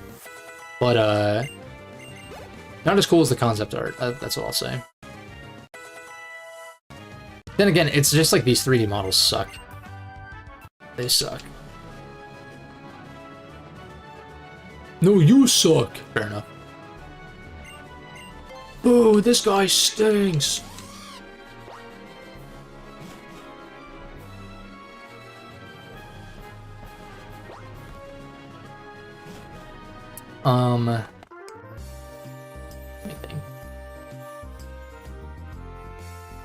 But yeah, there's like varying levels to it, right? So like, how much you enjoy a game, like does that earn like, not that you can quantify it necessarily, but it's like, does that earn the goodwill to where like, you're likely to be there, or like at least keep an eye on a sequel, or are you kind of like, eh? Unless, you know, of course, a studio pivots like to something completely different, and like that then looks interesting to you separately, right? And it's never a binary thing either. It's possible that Sabotage's next game will be something that catches my eye and I greatly enjoy, more so than Sea of Stars, but it's, yeah, I don't know. But I guess, like, I guess more so back to the, like, that game sort of conversation of, like, with a lot of series, like, it's pretty obvious to me, like, which game is, like, that game or those games that are, like, kind of the ones that I will, that are, like, top priority in terms of, like I was saying, if I'm going to replay a Pokemon game, it's probably some variation of the DS titles. And probably not much beyond that. At this point. Except for Emerald Rogue, but that's like a... Yes, that's technically a ROM hack of Emerald, but it is so different. It's like so different from actually playing through Emerald. But then again, I was saying, like, I gotta probably dig through all the Emerald ROM hacks out there and figure out... And maybe play on my own time an Emerald ROM hack and see if it, like, becomes the way that I want to experience Hoenn going forward, you know? But yeah, and then, like, the Persona, it's obviously P3 is, like, the one. I enjoy, like, 4 and 5 are great games and all that, but, like, it's not... It's, like, not close for me, though. In terms of, like, which one is number 1 for me. But, like, for SMT, like, mainline, that's a series where I'm like, I don't know. It's between 3 and 5 for sure. Because I think 5, like I said, 5, like SMT 5 makes some gameplay changes and I think improvements in a lot of regards that, or at least 5 Vengeance, right, specifically, that have me, like, I don't know, I think the main thing is, like, even though Nocturne goes for, like, a minimalistic kind of story premise or whatever, like, it doesn't really, like, it's not narrative focused, like, intentionally so. But I feel like it, like, even though that's not necessarily my preference, I prefer something like a DDS, which plays a lot like Nocturne, but is very narrative focused, which is why I prefer those games to Nocturne, but they're not mainline, though. So, like, when I'm talking about mainline specifically, you know, like, Negotiation, Fusion, like, Demon Negotiation, Demon Fusion, stuff like that, because that's not in DDS. For the better, to an extent, at least. Even though well, then again, no, that's not fair. I like Negotiation and Fusion a lot. But it has press turn, and it has, like, interesting, you know, character building kinds of stuff, and a very compelling narrative and great characters. The latter of two, I would be hard-pressed to say Nocturne has, necessarily. Like, yeah, if you read between the lines of the narrative, then yes, there is interesting stuff to dig into thematically and, like morally and stuff like that. Like it is interesting if you think about it. And really kind of put yourself in the shoes of the character in a way that I almost feel like very few Atlas games do well, even though they always do, pretty much always do the self-insert, silent protag kind of bullshit.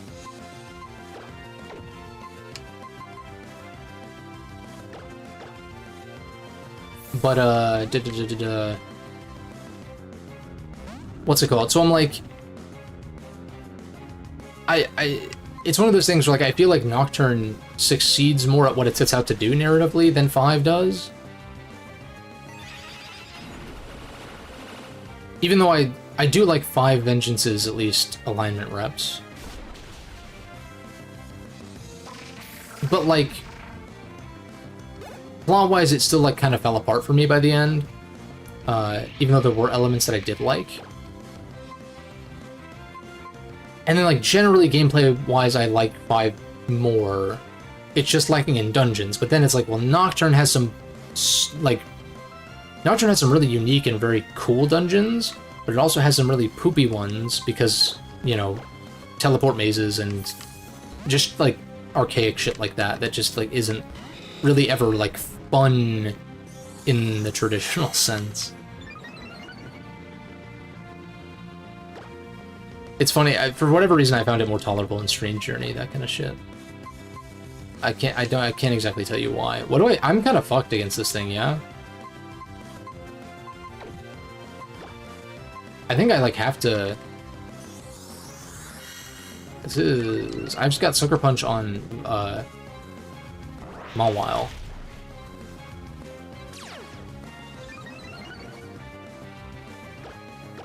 Maybe at QDs again? Okay, it's like... Jesus Christ. These Victory Road Trainers aren't fucking around, man. Good lord. I think Sucker kills. This would be an argument to run the Mega Stone. Maybe I should run the Mega Stone. Because AV just really has not been doing shit anyway. Oh no, that killed. Never mind.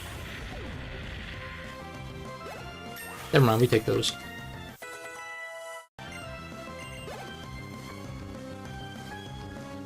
Yeah, so, like, I'm very 50-50, but I'm like, there could be a mainline SMT game. It does not exist, I'm telling you that much. I really hate, like, I don't want to say hate, but I really disliked SMT4.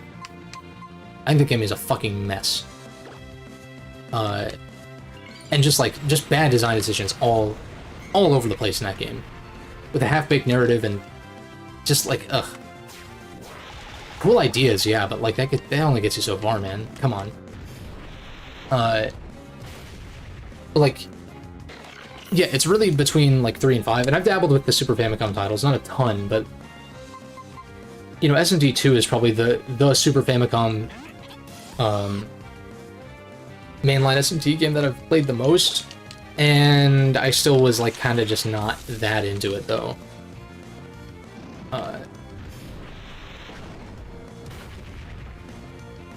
Okay, yeah, I forgot this is an Audino, so it's super fucking weak.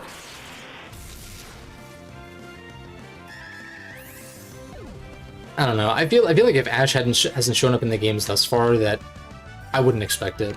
Jesse and James are in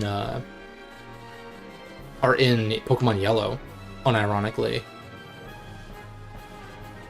But I think you're still technically playing as Red there. Like, they don't acknowledge you as being, like, different. It's just that Jesse and James are there with Meowth, and Meowth doesn't talk, but, like, they have a Meowth on their team and shit. But, what's it called?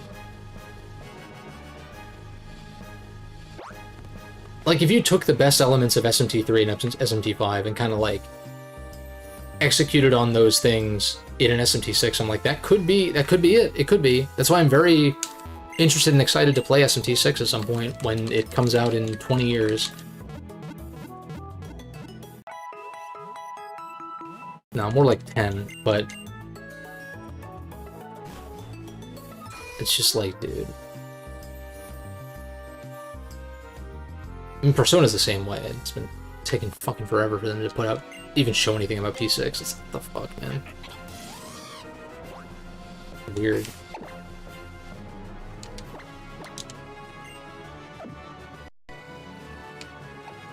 Do I need more healing items before I delve deeper? I mean, I guess I can just escape rope, come back with... I've got plenty of repels.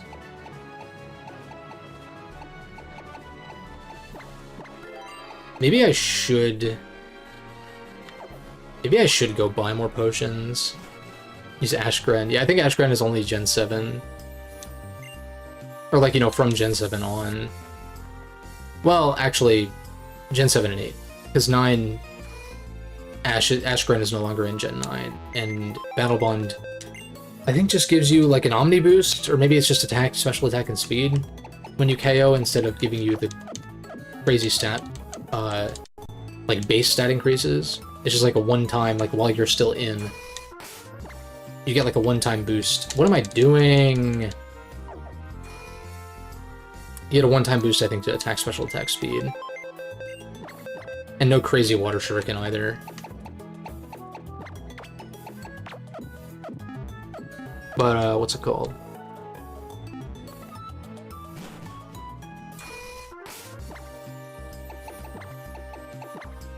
Yeah, I guess, like, that's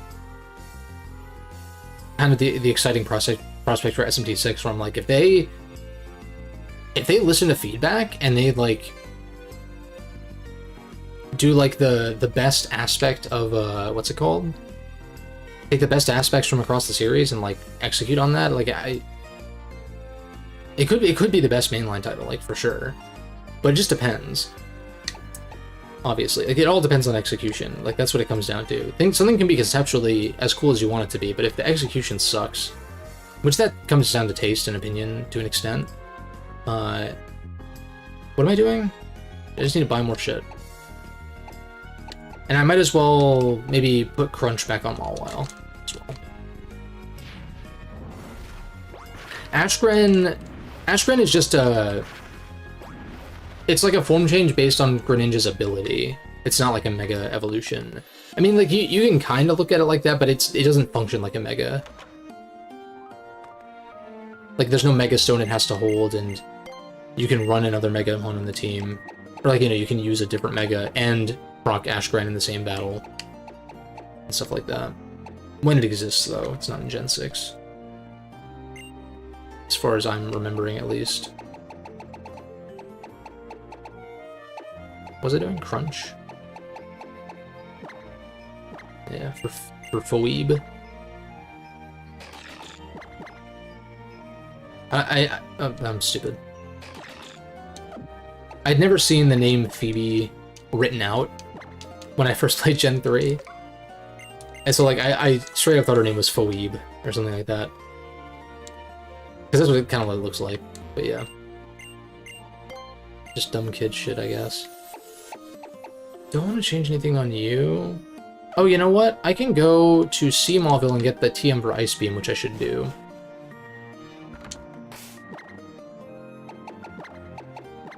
I don't know if there's... I don't think there's any trainers in Seamallville now. Are there? Like, past the dive point? I feel like maybe there's some swimmers?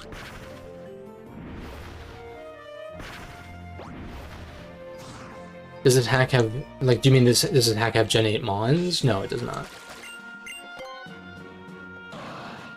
The later the gen of ROM hack, the harder it is to implement new Mons. Like, I think Gen 3 is pretty much the only generation where you're going to see, like, new Mons added. I think in a lot of cases, if you're going to add a Mon, you have to, like, replace it by something. Like, you have to replace something, like, get rid of a Mon.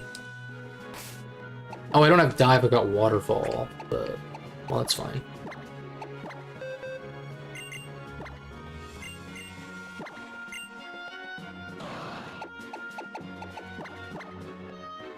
Latias has become my HM user. What a life. Na na na na na na na. Bing bong.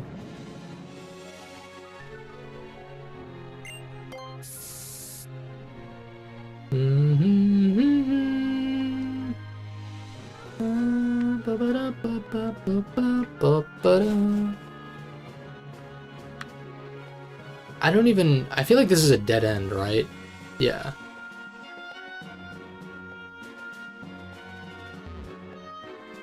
Is there anything down here? That seems weird. Maybe this is where Spirit... Is this where Spiritomb spawns when you do the thing? I think it's in just like a random room, though, yeah. Is this just for flavor? I find that hard to believe. Oh, maybe... There's a legendary spawn down there or something? Maybe I need to look for a filtering... where light's filtering in or whatever. I doubt it though, because it's like the lower level of a ship. That makes no sense. No dollars either. Hello?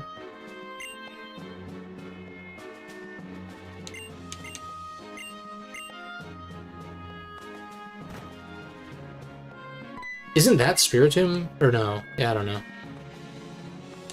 The Spiritomb thing is weird. It's like kind of creepy. In a cool way though. Odd keystone.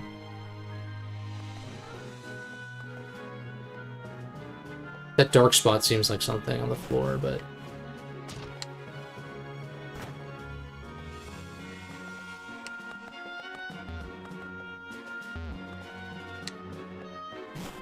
I don't really want to battle anybody right now.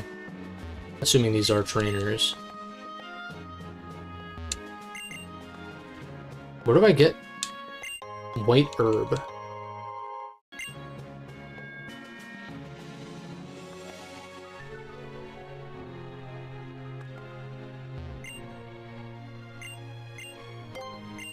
Okay. Did they make this? They made this super tedious because I think room 1 is on the other side, isn't it? I don't know why they did it like this. It's really annoying. This is just an open room. Yeah, we have to go back.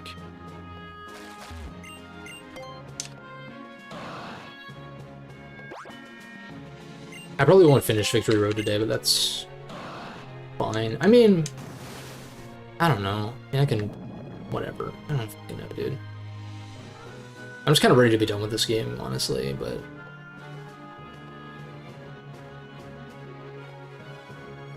it's not like a huge deal. Got bigger fish to fry. I could go for a fish fry right now, though.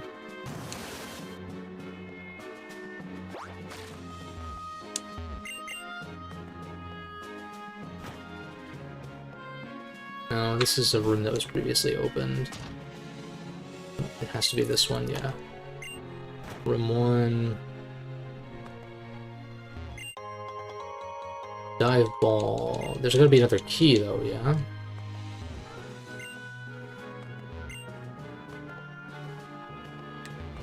Do I have to defeat these trainers to get the key? I'm very confused.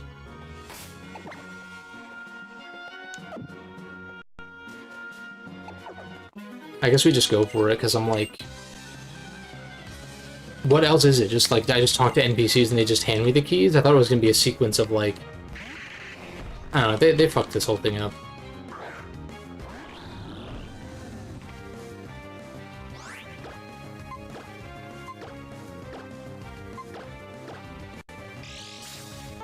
Goated Quick Claw proc.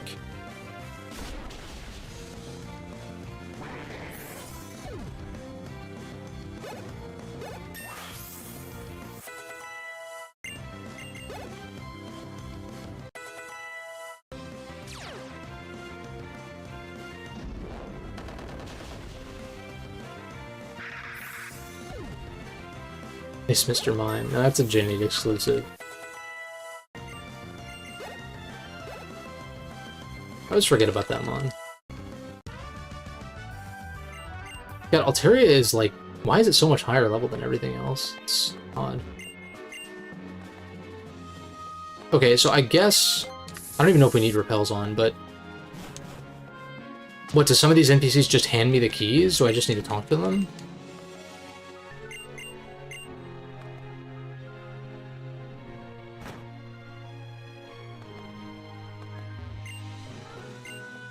I already fought these two. Oh, maybe I need an item? Do I need an item finder? I don't... no? We'll leave this on, I guess. Like, I can't enter that, because I don't have the...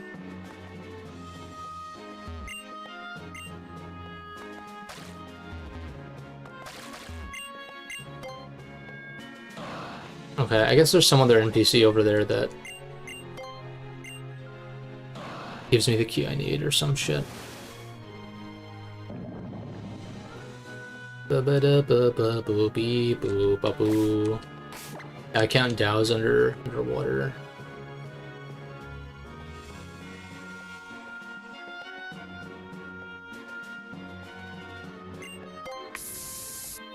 Bing bong.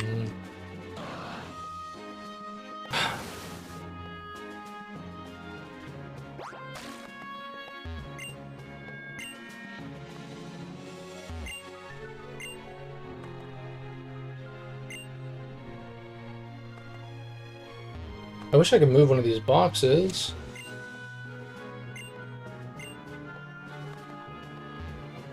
Maybe I need to talk to whoever's in here, right? This chick is like...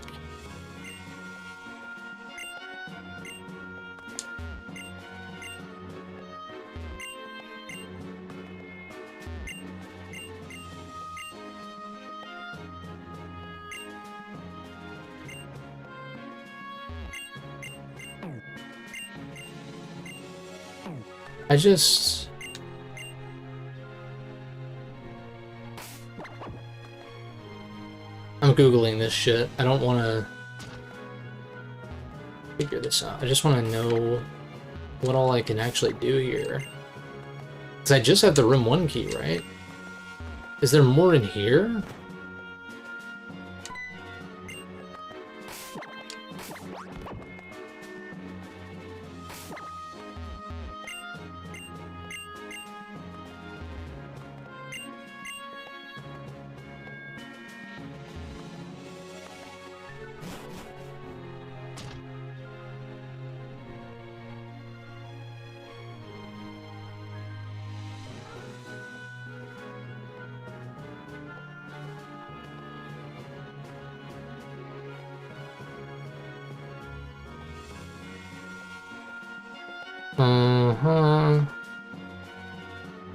How do I feel about new Mega Pokemon? I'm excited to see more of them. I'm excited to see more of them. I think D-Knight's pretty middle of the road. I think the people hating on it don't... Okay, like, this is maybe a little too judgmental, but it's more just like... There's so many Megamons that have existed for the past decade that, like, are half-baked. Does D-Knight kind of fall into that category? Yeah, but, like... I don't know. There's worse. There's definitely worse. I think people are just too used to the Mega designs at this point because they've been around for so long without new ones. Forgot what it's like for them to be disappointing and over-designed or under-designed, which a good chunk of them are, and always have been. In my opinion, of course.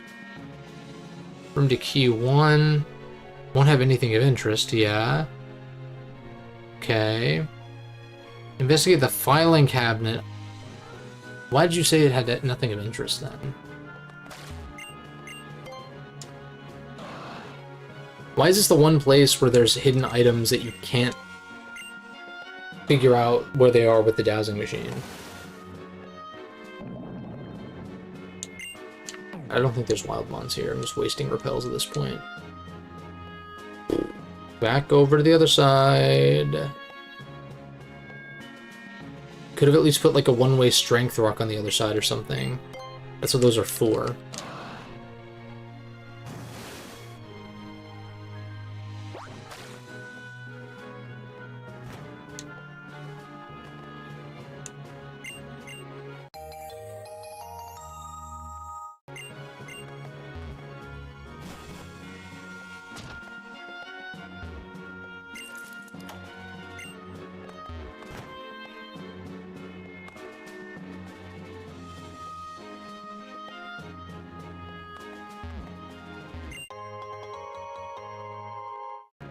Speak to the girl on the right to get room key 6. Cool.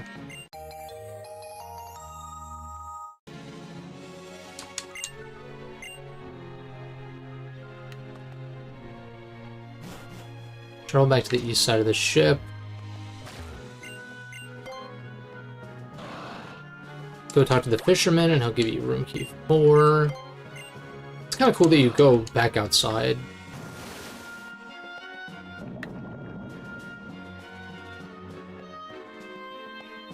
Ding dong.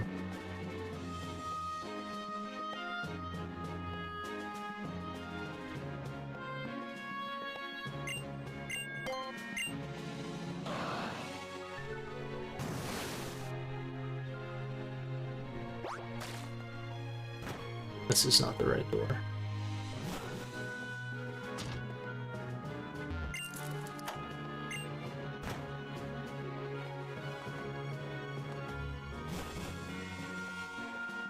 Or like GBA ROM hacks that have Gen 6 mons.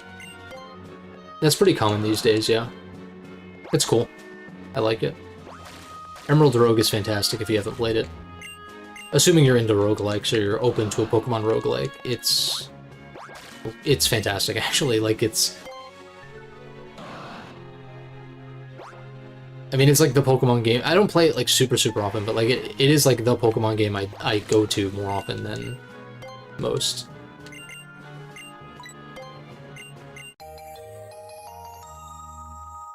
That's due in part to it being a roguelike, though, so it's like super easy to jump in, do a run, or even part of a run, quick save and bounce. It's very convenient in that way. E4, return to the interior.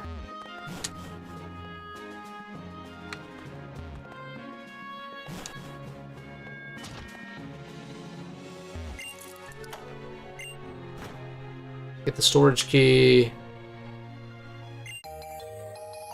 I don't know, I feel like this puzzle was more exciting and interesting in Gen 3, but that could be nostalgia partially, I suppose. But also, like, this is like a smaller area though. Like I like how much of the abandoned ship you can explore prior to dive in Gen 3. And then you have that dive thing and it's like, oh, it's interesting to check out. Here it's like you can't even do anything without dive. This place is dive, you know? It is.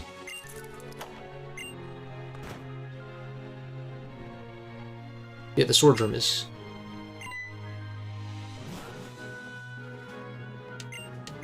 Doesn't he take everything but the TM, I think, for Ice Beam?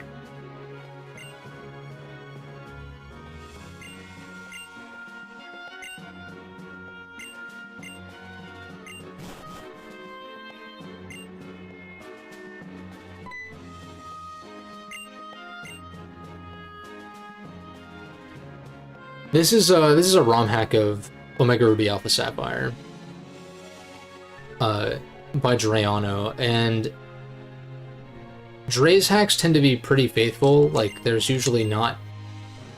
It's usually pretty tasteful, like, sort of gameplay improvements and updates.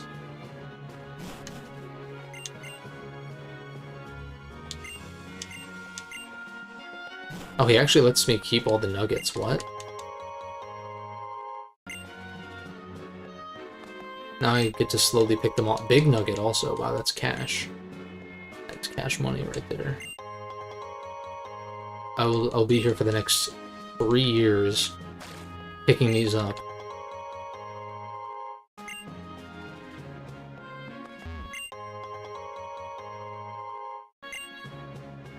Also, I'm curious what Megastone that is. Not that it matters, because I have the Megastones for the mons on my team that can Mega already.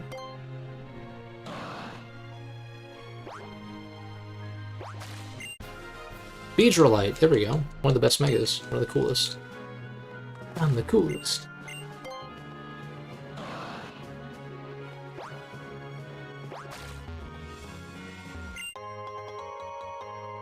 It is pretty funny. It is pretty funny that Shadow just straight up says, I'm the coolest at the end of, I think it's at the end of, like, certain... Is the boss fights in SA2 or something?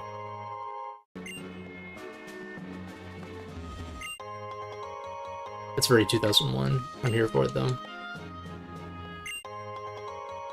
And he is the coolest. I don't give a shit what anyone says. Come on now.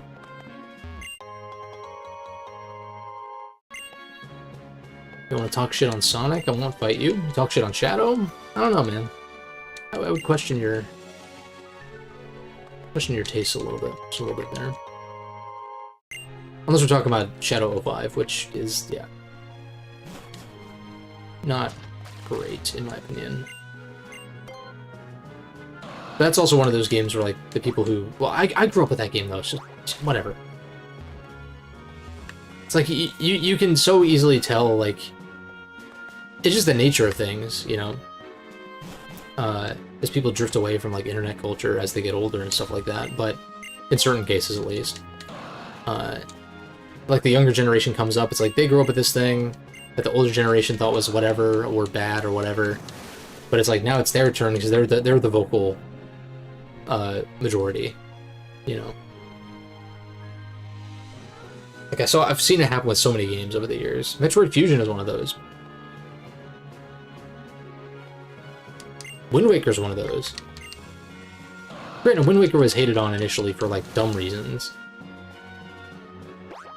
And I think Wind Waker fans are overcompensating a bit in terms of hyping it up, but maybe that's just me.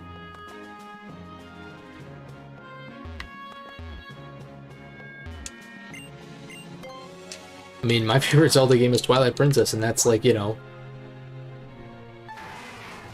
Ocarina of Time, but like more. And in my opinion, better, even though I think Ocarina is great. Fantastic, even. In my top 3. So we got Ice Beam.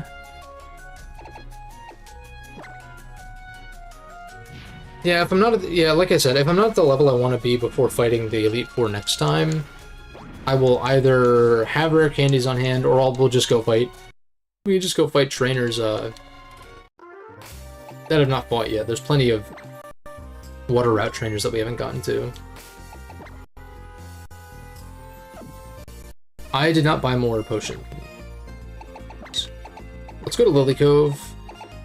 Because I got all these nuggets and big nuggets that I can sell. Get a shit ton of cash, probably just buy the rest of the TMs just in case.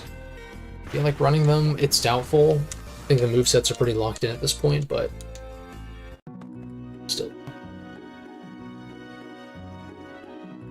Although I'm gonna have to come back and forget Waterfall after Victory Road. So we need it for the middle of Victory Road. Which I think I kind of prefer to Gen 4, where you do need Waterfall, but it's just like a 1. I think it's just 1 at the... No, never mind, I lied. No, you have to do it in the middle, too. Never mind. I think. Unless I'm conflating Gen 3 and 4's Victory Roads. I don't know, whatever. HMs suck. Doesn't matter what game it is.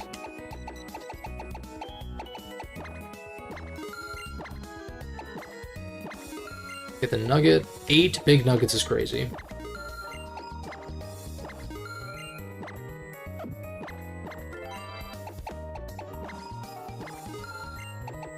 Bum bum ba bum ba bum ba bum bum ba da bum ba da bum ba da ba da ba da. No hypers. Why?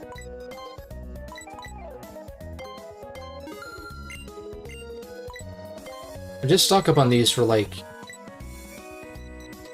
for Victory Road, just because it might get kind of dicey in there. We'll just buy a few more of these, just in case. I don't think that's relevant. Max repels are so bad.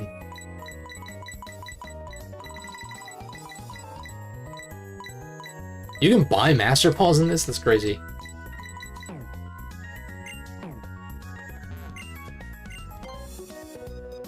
I'm assuming that Drayano putting a lot of these types of items as purchasables instead of sprinkling them throughout the world was probably a limitation. Because, like, you know, there is a reason that you don't see a ton of hacks for the 3DS titles and on. There's, like, very few, especially compared to, like, Gen 3 especially, has probably the most. And then, like, 4 and 5 do have a decent number, but, like, not as many as you'd think. I'm waiting for the day where we start getting more Gen 5 hacks, because I just love that. What can be done with that engine, you know? And like the moving sprites and shit are goated.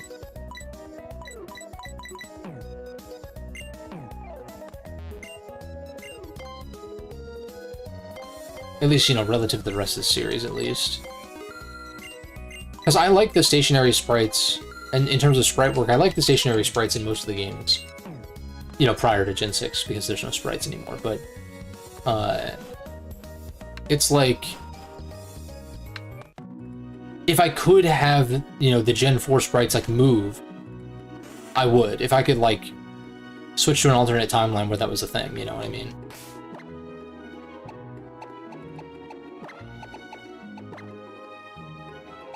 That's why I'm like... I don't know. It must be complicated. Right? Like, it must just be a complicated thing. We don't have hypers. I need to buy hypers from somewhere.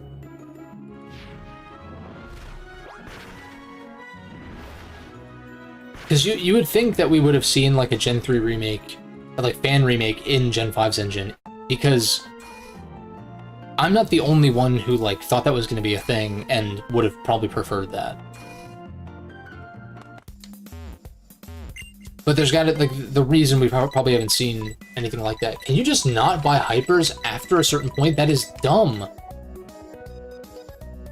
I guess these are pretty cheap They're not 2,500 like they normally are, but what? Why would you remove... I guess because they need to make room for the... Yeah, it's gotta be a limitation thing. Renegade Platinum is still the best Dray hack, for sure. For sure.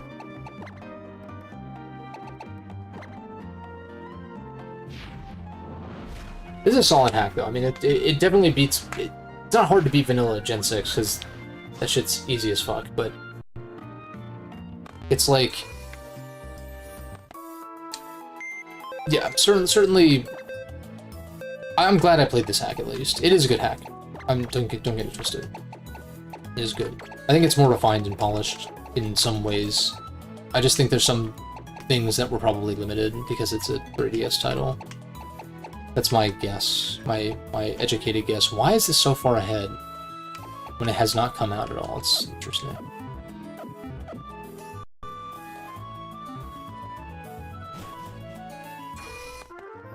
Should I turn the EXP share off?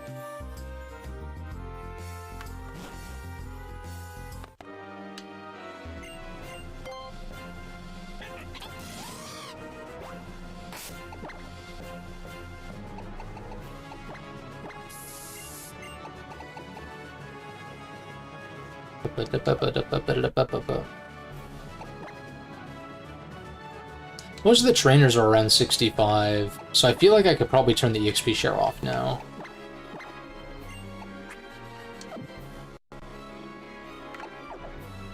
And yeah, it's possible I go the rare candy route, or like I did before Wallace, just turn the EXP share on, grind, cap everyone at 70 or 72 or whatever I want to do.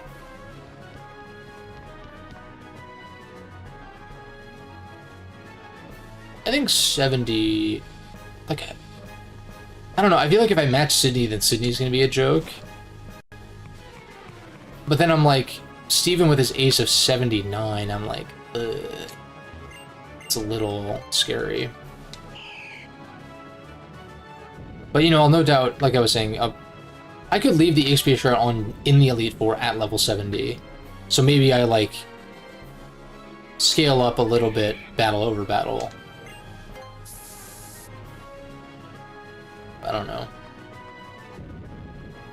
Isn't Gen 1 Elite 4... Or, not Elite 4, Gen 1 Victory Road, there's, like, the strength puzzle that you have to, like, re-enter to...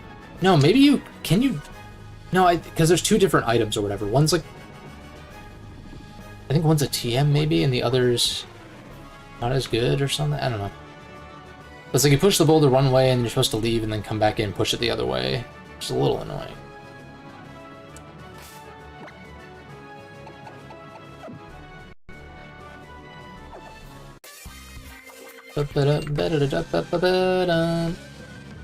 We'll push a little bit further. I'm gonna call it soon. God, this 5 bonds, damn. 5 bonds is crazy.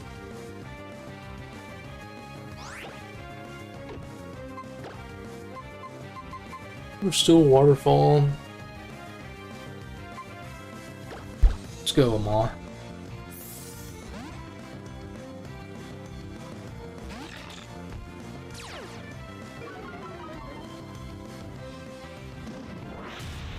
It's a no guard dynamic punch. My favorite.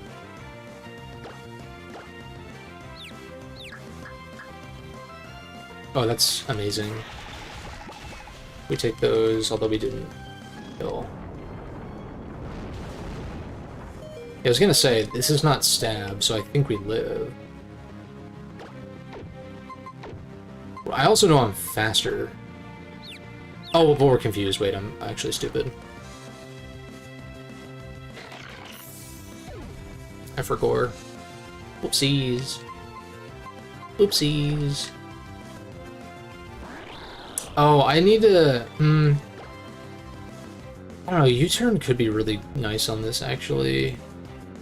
Just because Volt turn is so good. And I already have the Volt part of that. I just need the turn part of that. What do I replace with U-turn? Like, Shadow Sneak has been unironically kind of useful. Like, it's actually been kind of useful. Toxic is nice. I don't... Like, defensively, I like being able to turn poison. It has come in handy. But... I don't know, it's kind of passive, I guess, because, like, I guess the thing is, I'm thinking here, like, I think Toxic is the play on, you know, fighting move. What is likely to be fighting move to resist. Like, it helps us resist 3 of Gren's natural weaknesses. Fighting, Fairy, and Grass.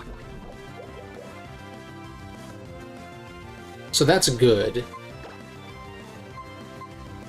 I don't know what you go for now. Like, that's the thing. You don't get Zen Headbutt, right?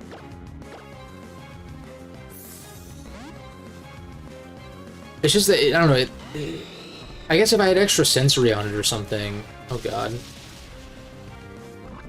If I had extra sensory on it, I would have clicked it there, and it probably... That would probably be better, actually, because that also... That's a fighting resistance. Not fairy, of course, but... I also have, like, a steel type in the back. Then again, fairies probably have coverage that'll hit Mawile pretty hard anyway. Yeah, fairy options are kind of limited, I guess.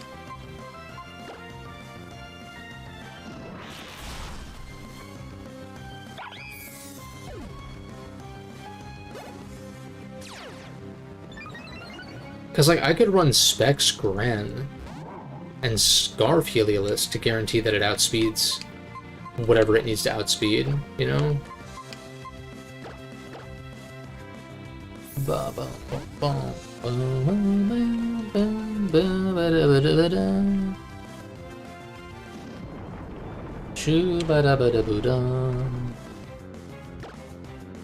It's probably Guts. But also, what could you possibly have for me, though? Knock, maybe? Does have Knock? Havik? Holy shit balls, Batman.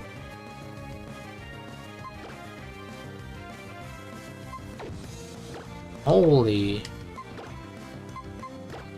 We just Horn Leech, whatever.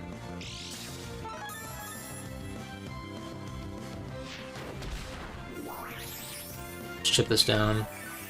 It's already at 65, so it's like, yeah.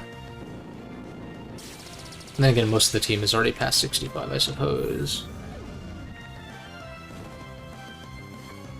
Oh, but the EXP share is off. That's true.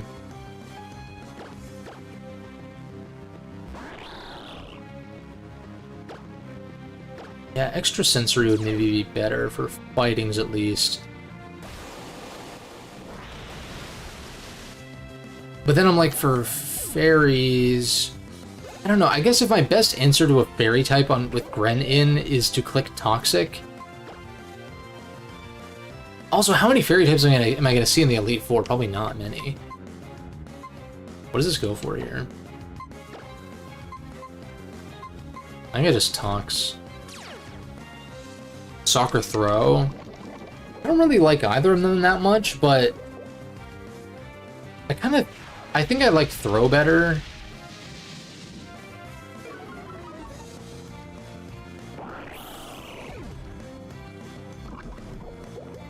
They both kind of suck, though. I don't know. They're both kind of dumb. Big Gen 5 fan, but I'm not gonna sugarcoat the fact that there are some dumb designs in Gen 5. Not as many as some people would say, in my opinion, but there definitely are some. Are you fucking serious?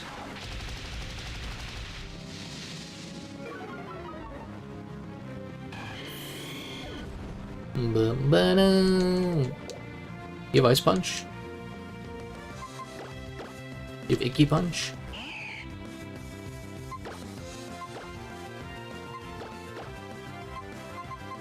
Yeah, I don't mind using revives on these fights.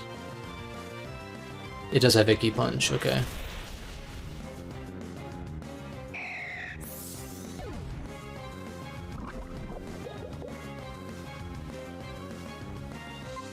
I can also text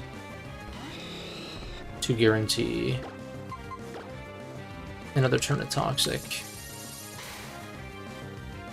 I'm losing steam here really badly. So maybe after this fight I call it and we do like the rest of Victory Road next time into the Elite Four.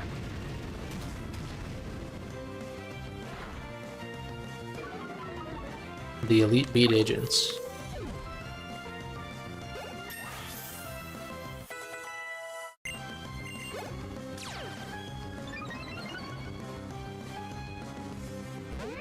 This is Mega Lope.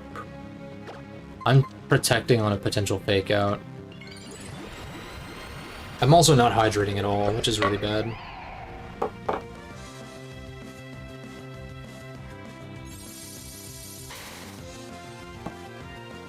That just occurred to me.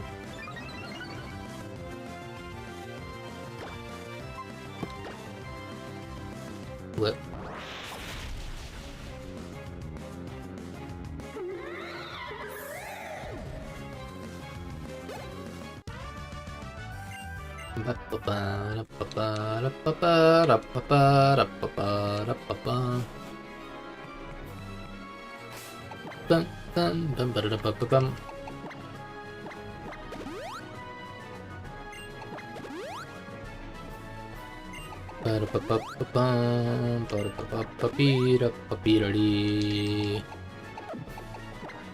Bing, bing.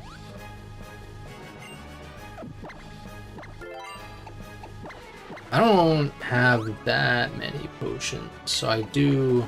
Maybe I should have grabbed Moo Moo Milks then, for in-between fights. But I guess worst case we escape rope out and just, like, come back through. It's really not that big a deal.